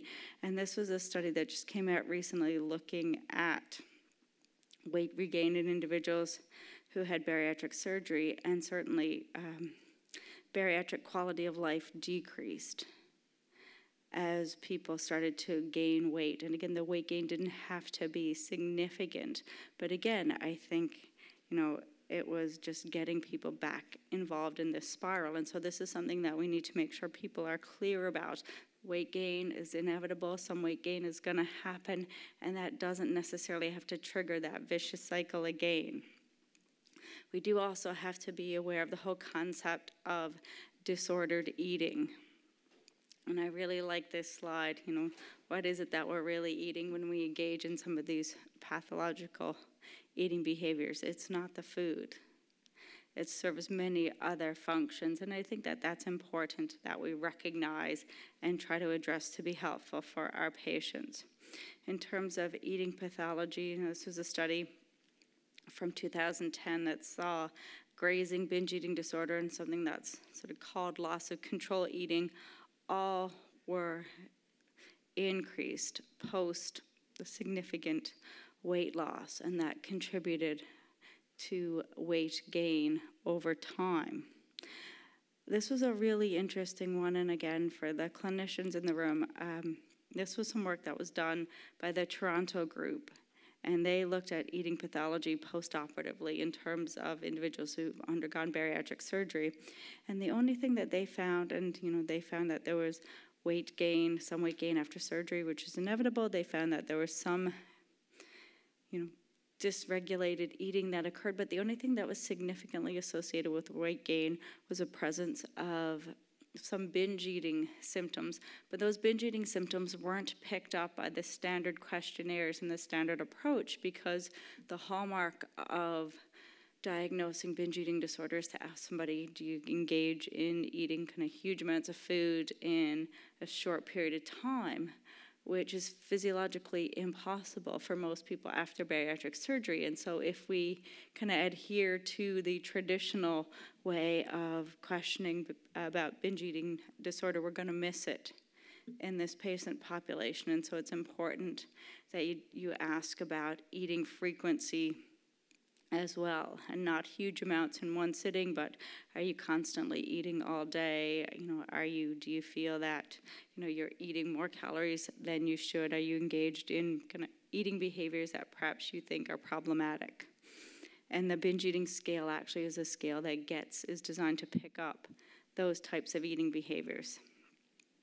It's really important that we look at patient knowledge when we have weight regain. And again, you know, someone alluded to the biggest loser earlier. You know, Judy talked about the whole concept of diets. I don't know if there's any other field in which we're allowed to have such misinformation, and I think we're being polite when we use the word misinformation, like information that is diametrically the opposite of what we know works, information that we know is not just not helpful, is actually harmful, that those things are allowed to be circulated. And, you know, well-meaning patients whom are trying to do the best that they can to kind of ensure that they stay healthy are going to the internet, they're going to bookstores, they're going to what they view as trusted kind of healthcare providers out there in the mainstream media, and they're getting told all kinds of things that are wrong. And so, you know, it's not just around non-compliance. We have to be aware of what our clients are compliant with, because they may be absolutely adherent to all the wrong things. And if somebody starts to try to mediate significant weight gain with a extremely restrictive, low-calorie diet, bad things are going to happen, for example, but they may be thinking they're doing the exact right thing. And so it's really important that we understand where patients are coming from and what types of information that they have out there. If we look at, again, thinking from a surgery perspective, sort of factors that have been associated from a surgical perspective or from a post-surgery perspective with weight regain, sedentary time, and we heard about exercise earlier, eating fast food, and we had a presentation about kind of nutrition earlier in this talk as well, eating when full, eating continuously, the binge eating disorder, weighing oneself constantly. All of those things are actually associated with problems. Of course, for poor physical function and more depressive symptoms as well. And the depressive symptoms often come when either people have stopped treatment for this chronic illness inappropriately, or when they start to get down on themselves because of weight regain or because they went into any weight loss program with inappropriate expectations. And so that's why frequent contact and frequent engagement is really important. I'm going to briefly talk about the whole concept of substance abuse as being something that leads to or is involved in weight regain. And again, knowing that we're short on time, I'm going to give you the take-home points of a paper that, as you can see from the indication, we have currently revised and resubmitted to the International Journal of Obesity, and we're really, really, really hoping they like it. But that is where it stands in terms of printing right now. But essentially, we did a meta-analysis of all of the studies that looked at substance abuse of any kind and its impact on weight regain. And in terms of recommendations, just briefly, the things that are important to do from a clinical perspective: get a thorough history of alcohol use and substance use when screening patients for bariatric surgery. Use validated questionnaires. Lots of times people ask, do you drink very much? Do you think you drink too much? And would you like to drink less? And that's sort of the information that's then put into research studies, and that's not helpful. And it's important to quantify these types of things. Looking at a family history of substance use disorder. It's been shown to be helpful because these things run in families. Lifestyle factors that may lead to stress and mood disturbance, especially in the context of a background of a family history of substance use.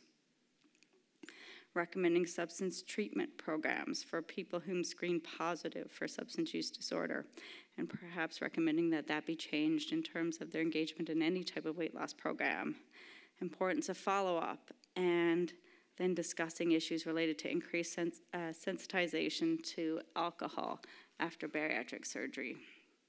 And we put together, again, because these questions come up a lot when I give these talks, from both patients and care providers around what do we do. And so we're trying to publish a series of articles to give people some guidance on what to do.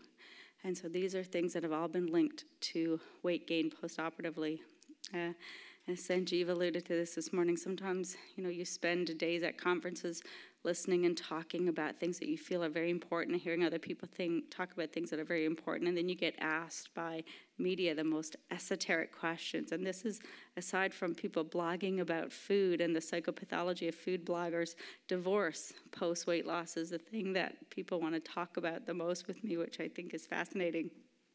Very little research on the concept of divorce, but clearly psychosocial issues that come up post-significant weight loss actually do have a real impact in terms of weight maintenance, and it's something that you may want to talk about or screen for if somebody is struggling with weight regain, whether or not that is, and again, our patient representative Ian talked about this morning, suddenly having to fit into a world that you didn't engage in before. And again, for those of us who've not experienced what that is like, there's a very different world for individuals who are going through life with the illness of obesity. And when that changes for them, it's different. It's not good, it's not better, it's not, hopefully not worse, but sometimes, but it certainly is different.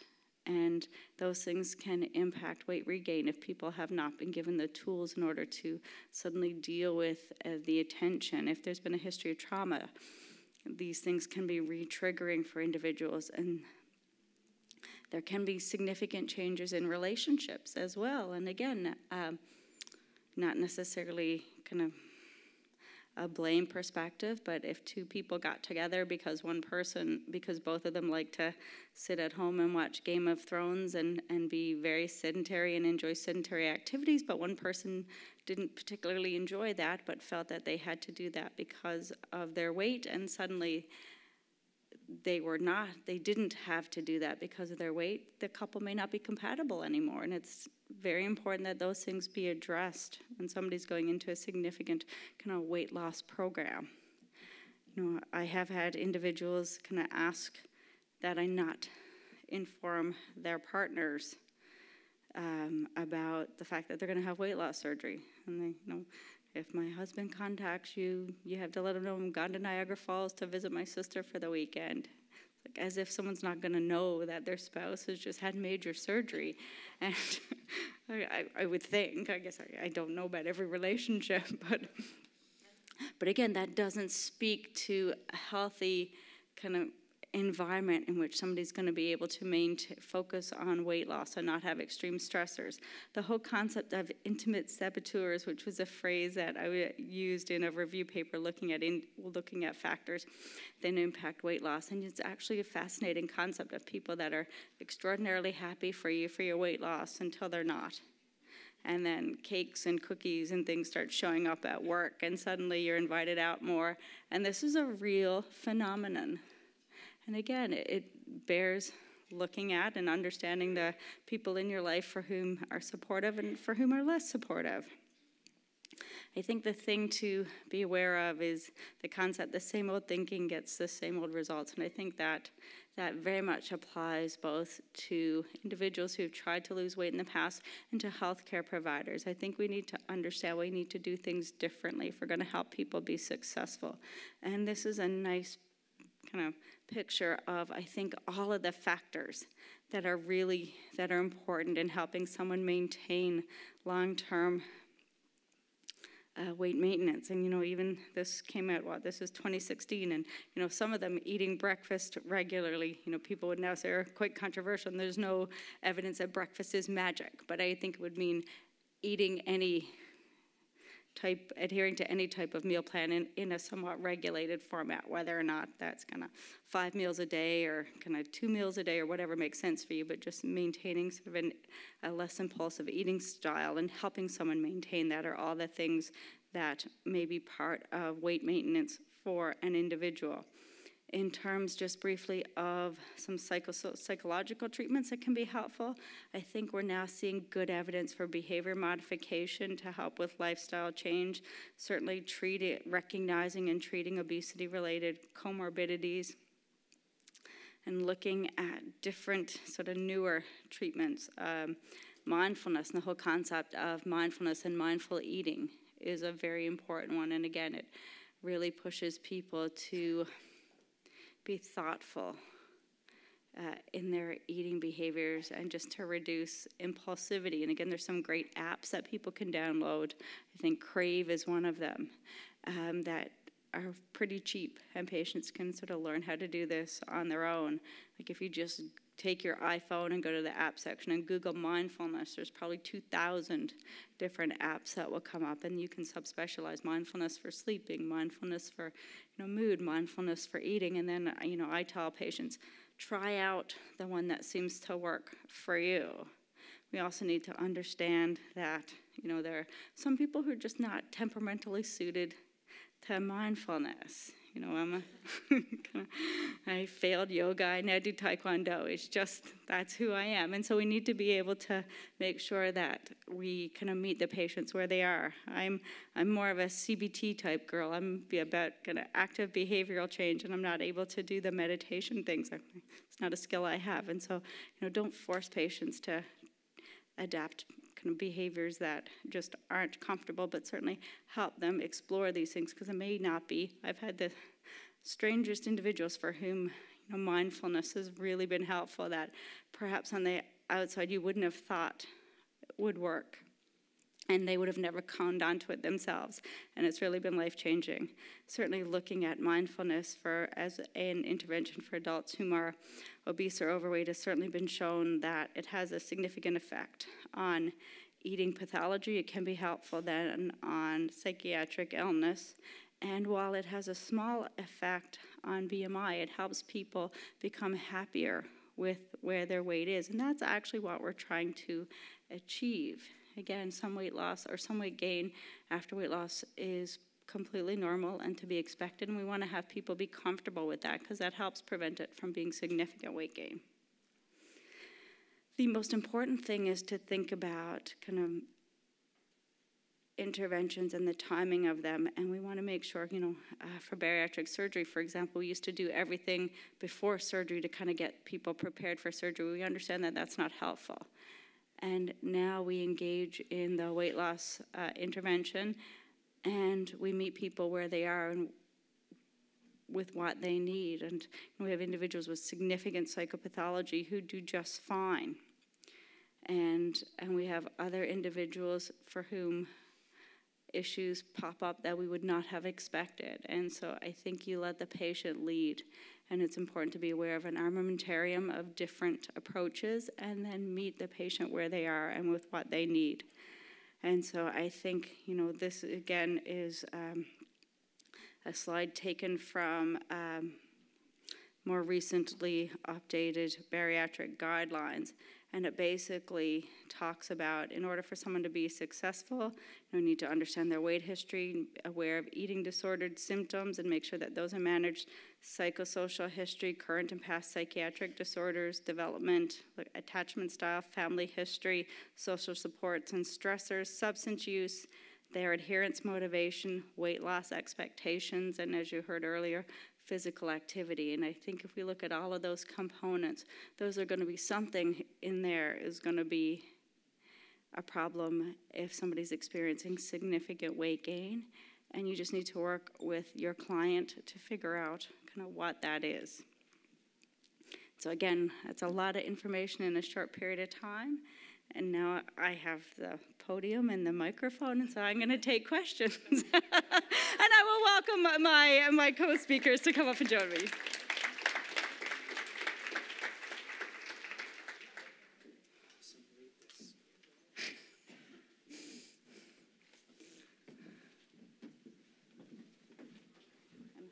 I'll stay in chair. How about that?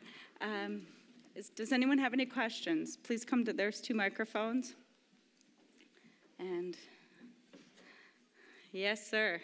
Hi there, Kevin Paul from the NIH. Since the Biggest Loser made it into practically all of the talk. It's because our patients all still talk about it. It's unfortunate because I think that there's a lot of misinterpretation of some of the facts. I just want to take a couple minutes to Please. share some facts and then share some hypothetical interpretations about the Biggest Loser. So the first thing is that it's viewed widely as a horribly depressing result. But I would argue that if I told you nothing about the intervention, these people weren't famous for how much weight that they lost, but I told you I had an intervention that 6 years later the average weight loss was 13%, you would say that's pretty darn good. That's better than any obesity medication that we have right now on the market. It's only because we knew that they were so successful on national television, losing an average of, I guess it was 60 kilos or so, that you think that they're failures. So I think that's an important point. The other thing is that the metabolic slowing or metabolic adaptation or adaptive thermogenesis, whatever your language that you want to talk about, did not prevent people from losing weight. In fact, it was the folks who were the most successful during the weight loss program that had the greatest slowing of metabolism. That the slowing of metabolism at the end of this weight loss program did not predict who regained the most weight. And in fact, 6 years later, the ones who had the most persistent weight loss were also the ones who had the greatest slowing of metabolism. Why would that be? Well, one hypothesis, and one before the hypothesis, I'll present a fact. The ones who became the most physically active at this 6-year time point were the ones who were best able to keep off the weight. it's an association, it's not necessarily causation. But there's a hypothesis that maybe even the physical activity that became actually quite high in these folks, and it was persistently high at the end, being more than 80 minutes per day of moderate exercise added 7 days a week, was possibly slowing the causative mechanism of slowing the metabolism down. So, and then when you think about this in terms of these feedback loops that Dr. Doucet mentioned, the stronger feedback loop was not on the metabolism side of things, it's on the energy intake side of things, about threefold stronger. And so if you want to introduce a mechanism by which you can still eat a lot, but in other words, keep the signal through that feedback loop low, while maybe increasing the feedback signal through the metabolic side of things. And the strategy would be, well, you increase your physical activity so that you can eat a lot. At least that's one potential interpretation. So I think that there's been a lot of doom and gloom about the Biggest Loser, but the people who were most successful were the ones who were able to persistently change their lifestyle, both in terms of physical activity and maintaining not overeating to where they started. And they actually experienced the most metabolic pullback. But it means that the metabolic pullback was following the behavior change, and the behavior change won in some sense.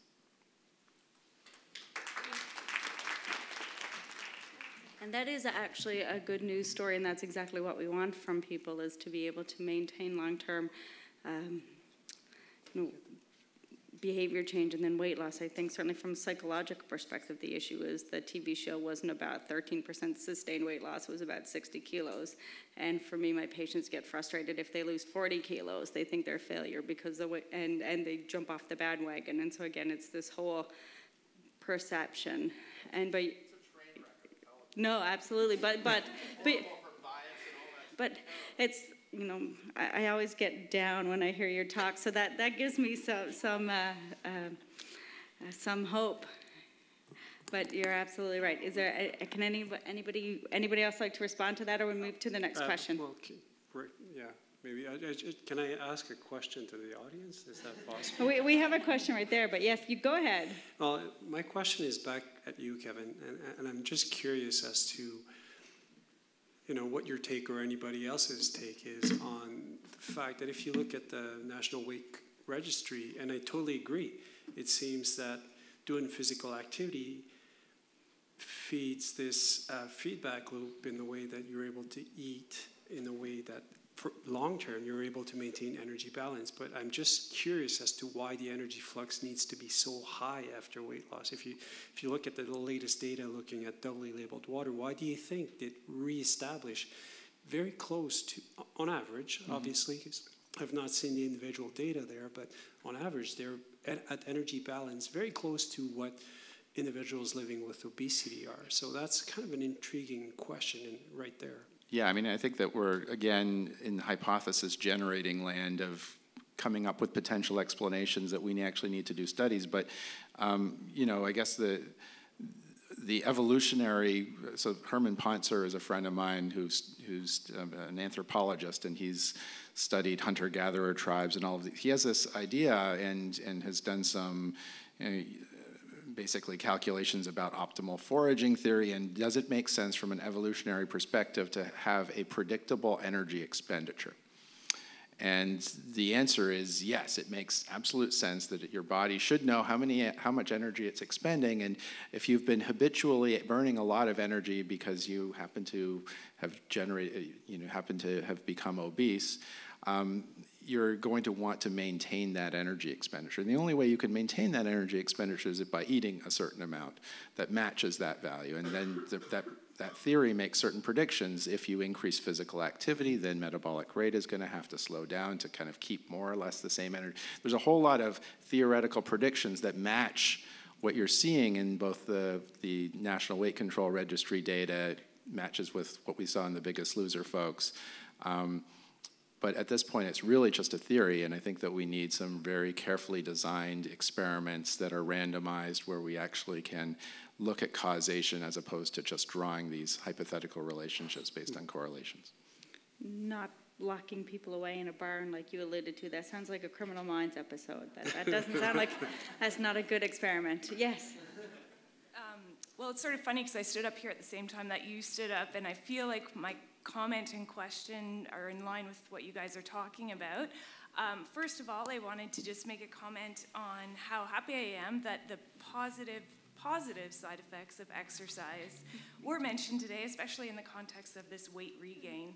And, you know, we're trying to move away from the weight focus, so I just wanted to say I was happy about that. But my question is about the metabolic adaptation, and maybe I missed it, but whether or not the fat-free mass loss was looked separate, like controlled for or looked at separately, and how much of an impact that had, and whether we could control for that with some exercise.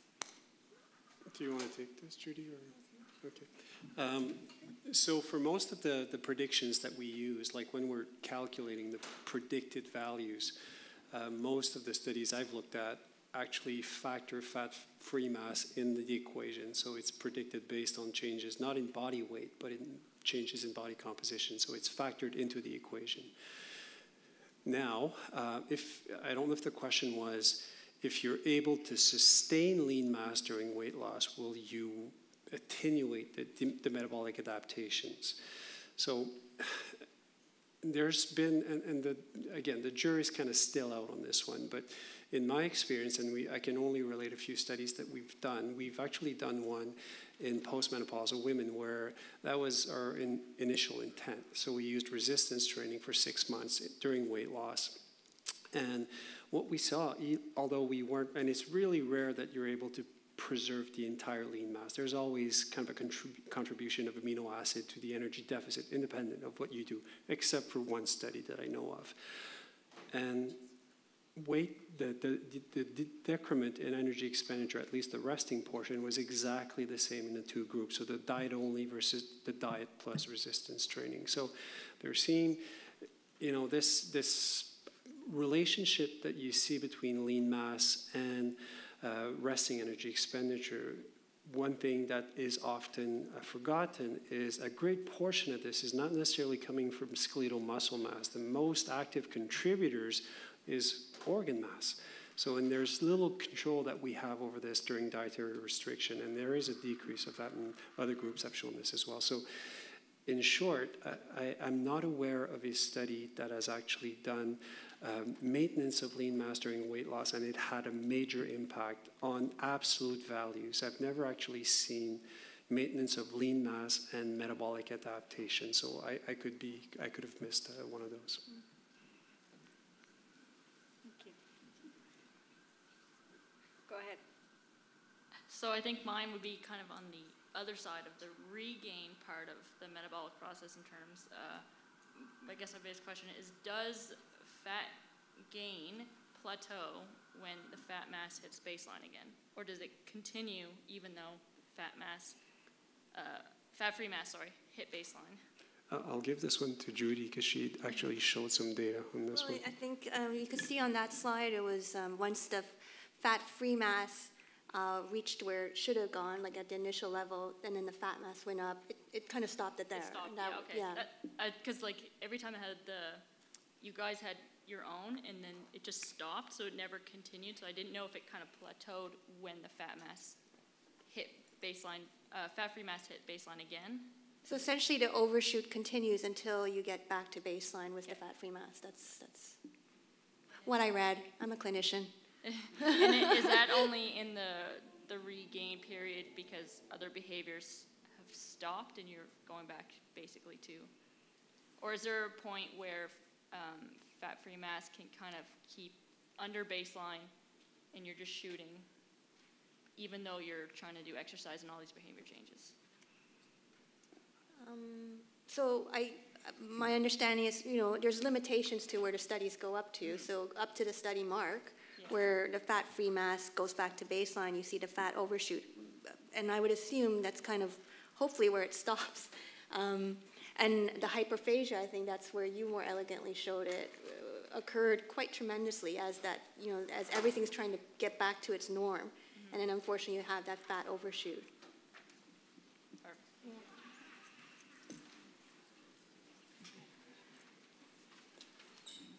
Are there any other questions? You can ask questions. Okay, there's a question. Yeah? All right, hold on.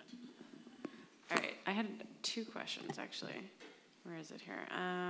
Oh, yes, you had mentioned suggesting quantifying alcohol intake and to use validated questionnaires, and I was just wondering if you knew of some of the names of some validated tools that you would recommend. Well, I would say wait until the paper is published, and then you have to read the paper, but certainly the MAST and the audit are to that. Okay. I seem to be consistent in the literature. It's MAST and AUDIT, and they're both, I think, available online. And the other question I was writing down, you had mentioned, I think it was along the lines when Ian had mentioned this morning his experience, and you had said that people who have lost weight, regardless if it was through surgery or through other options, that they kind of live, that different life experience. And then you had suggested, to kind of ask questions about their experience. And I was just going to say, like, what would be some questions you might ask, or what would be some ways that you would go about asking that? Well, certainly, very, very direct questions. Just, have you had any difficulty sort of coping with life, living it in, at your current weight that is different from the way it was previously? And certainly the things that come up a lot are issues around anxiety, and for individuals who've had a previous history of trauma. And and some of the basic social skills, again, I think some of us don't recognize individuals who have significant struggles with their weight, who have the illness of obesity. Society, and again, I'm paraphrasing what the things that I've been told by my clients. They try often. Some of them to fit into the background, and they can be ignored, and they get ignored. And we look at literature, they're given jobs in which they're not at the front counter, they're the people in the back room. When you look at overall employment trends and such, and when suddenly they're put at the front counter, or people actually engage in conversation with them, because certainly there's a lot of literature to say that people will not openly engage in conversation with individuals who have obesity, and that they themselves will not initiate conversations because they feel that it will make people feel embarrassed. When suddenly that changes, they feel like they've lacked some social skills on how they're supposed to respond to those questions. Certainly I've had female clients talk about not knowing how to flirt, because that's not something they never engaged in, and if suddenly at 25 that starts, they feel extraordinarily uncomfortable, and or they don't feel like they are adequately prepared to flirt themselves or to engage in behavior when somebody's flirting with them, and that can cause some significant anxiety and can lead to things like inadvertent sabotage of weight loss. And so I think I would talk to your patient and ask about any challenges, because it can be significant. Yes. I think she's first.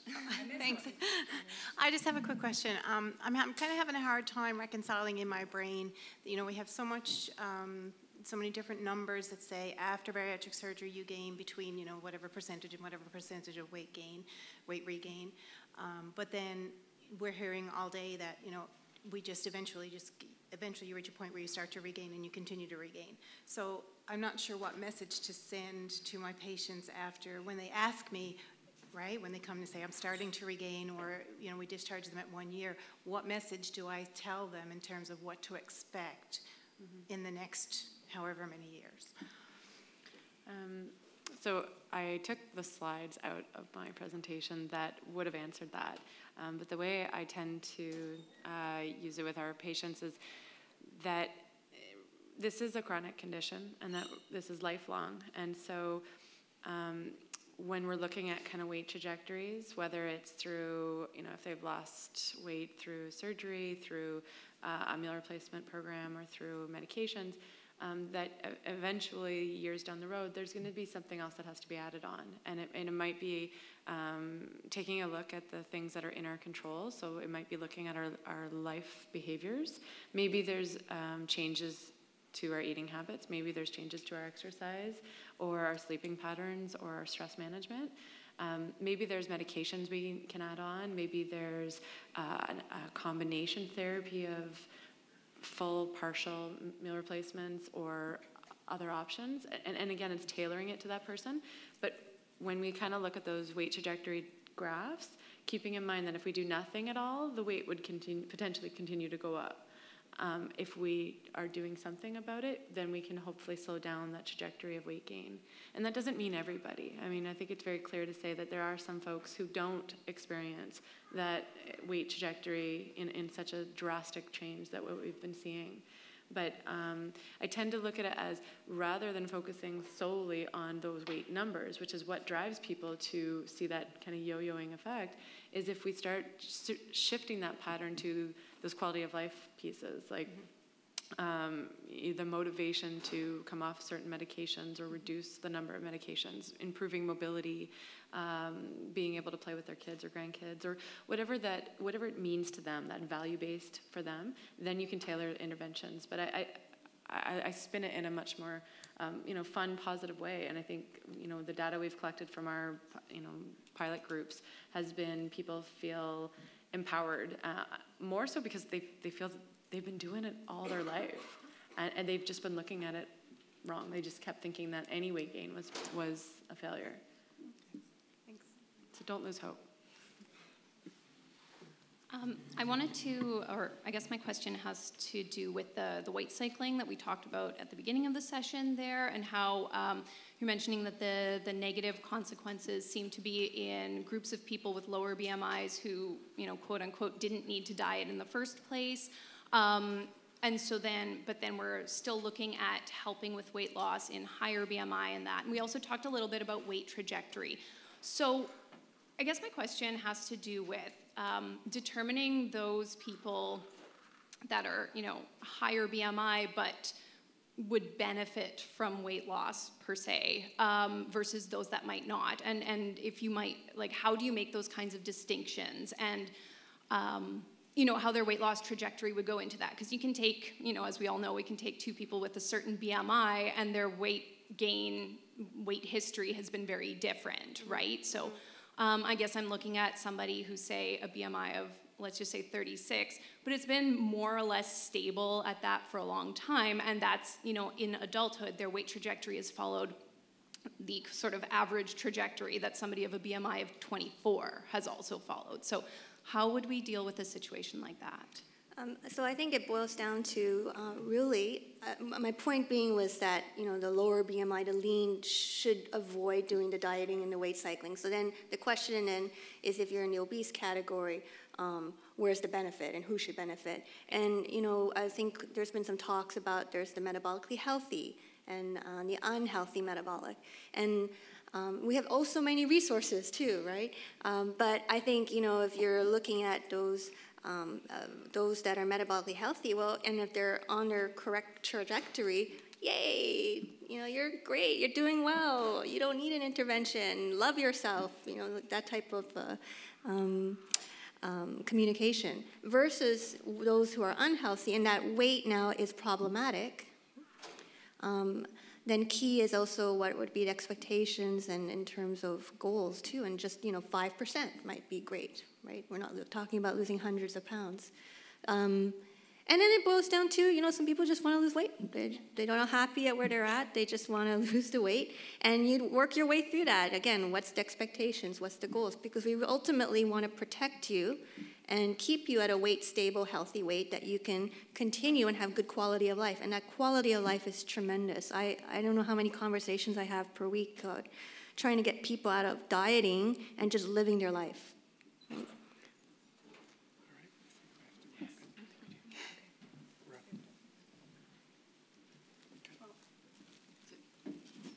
If that's it, thank you all very much for your attention. Awesome.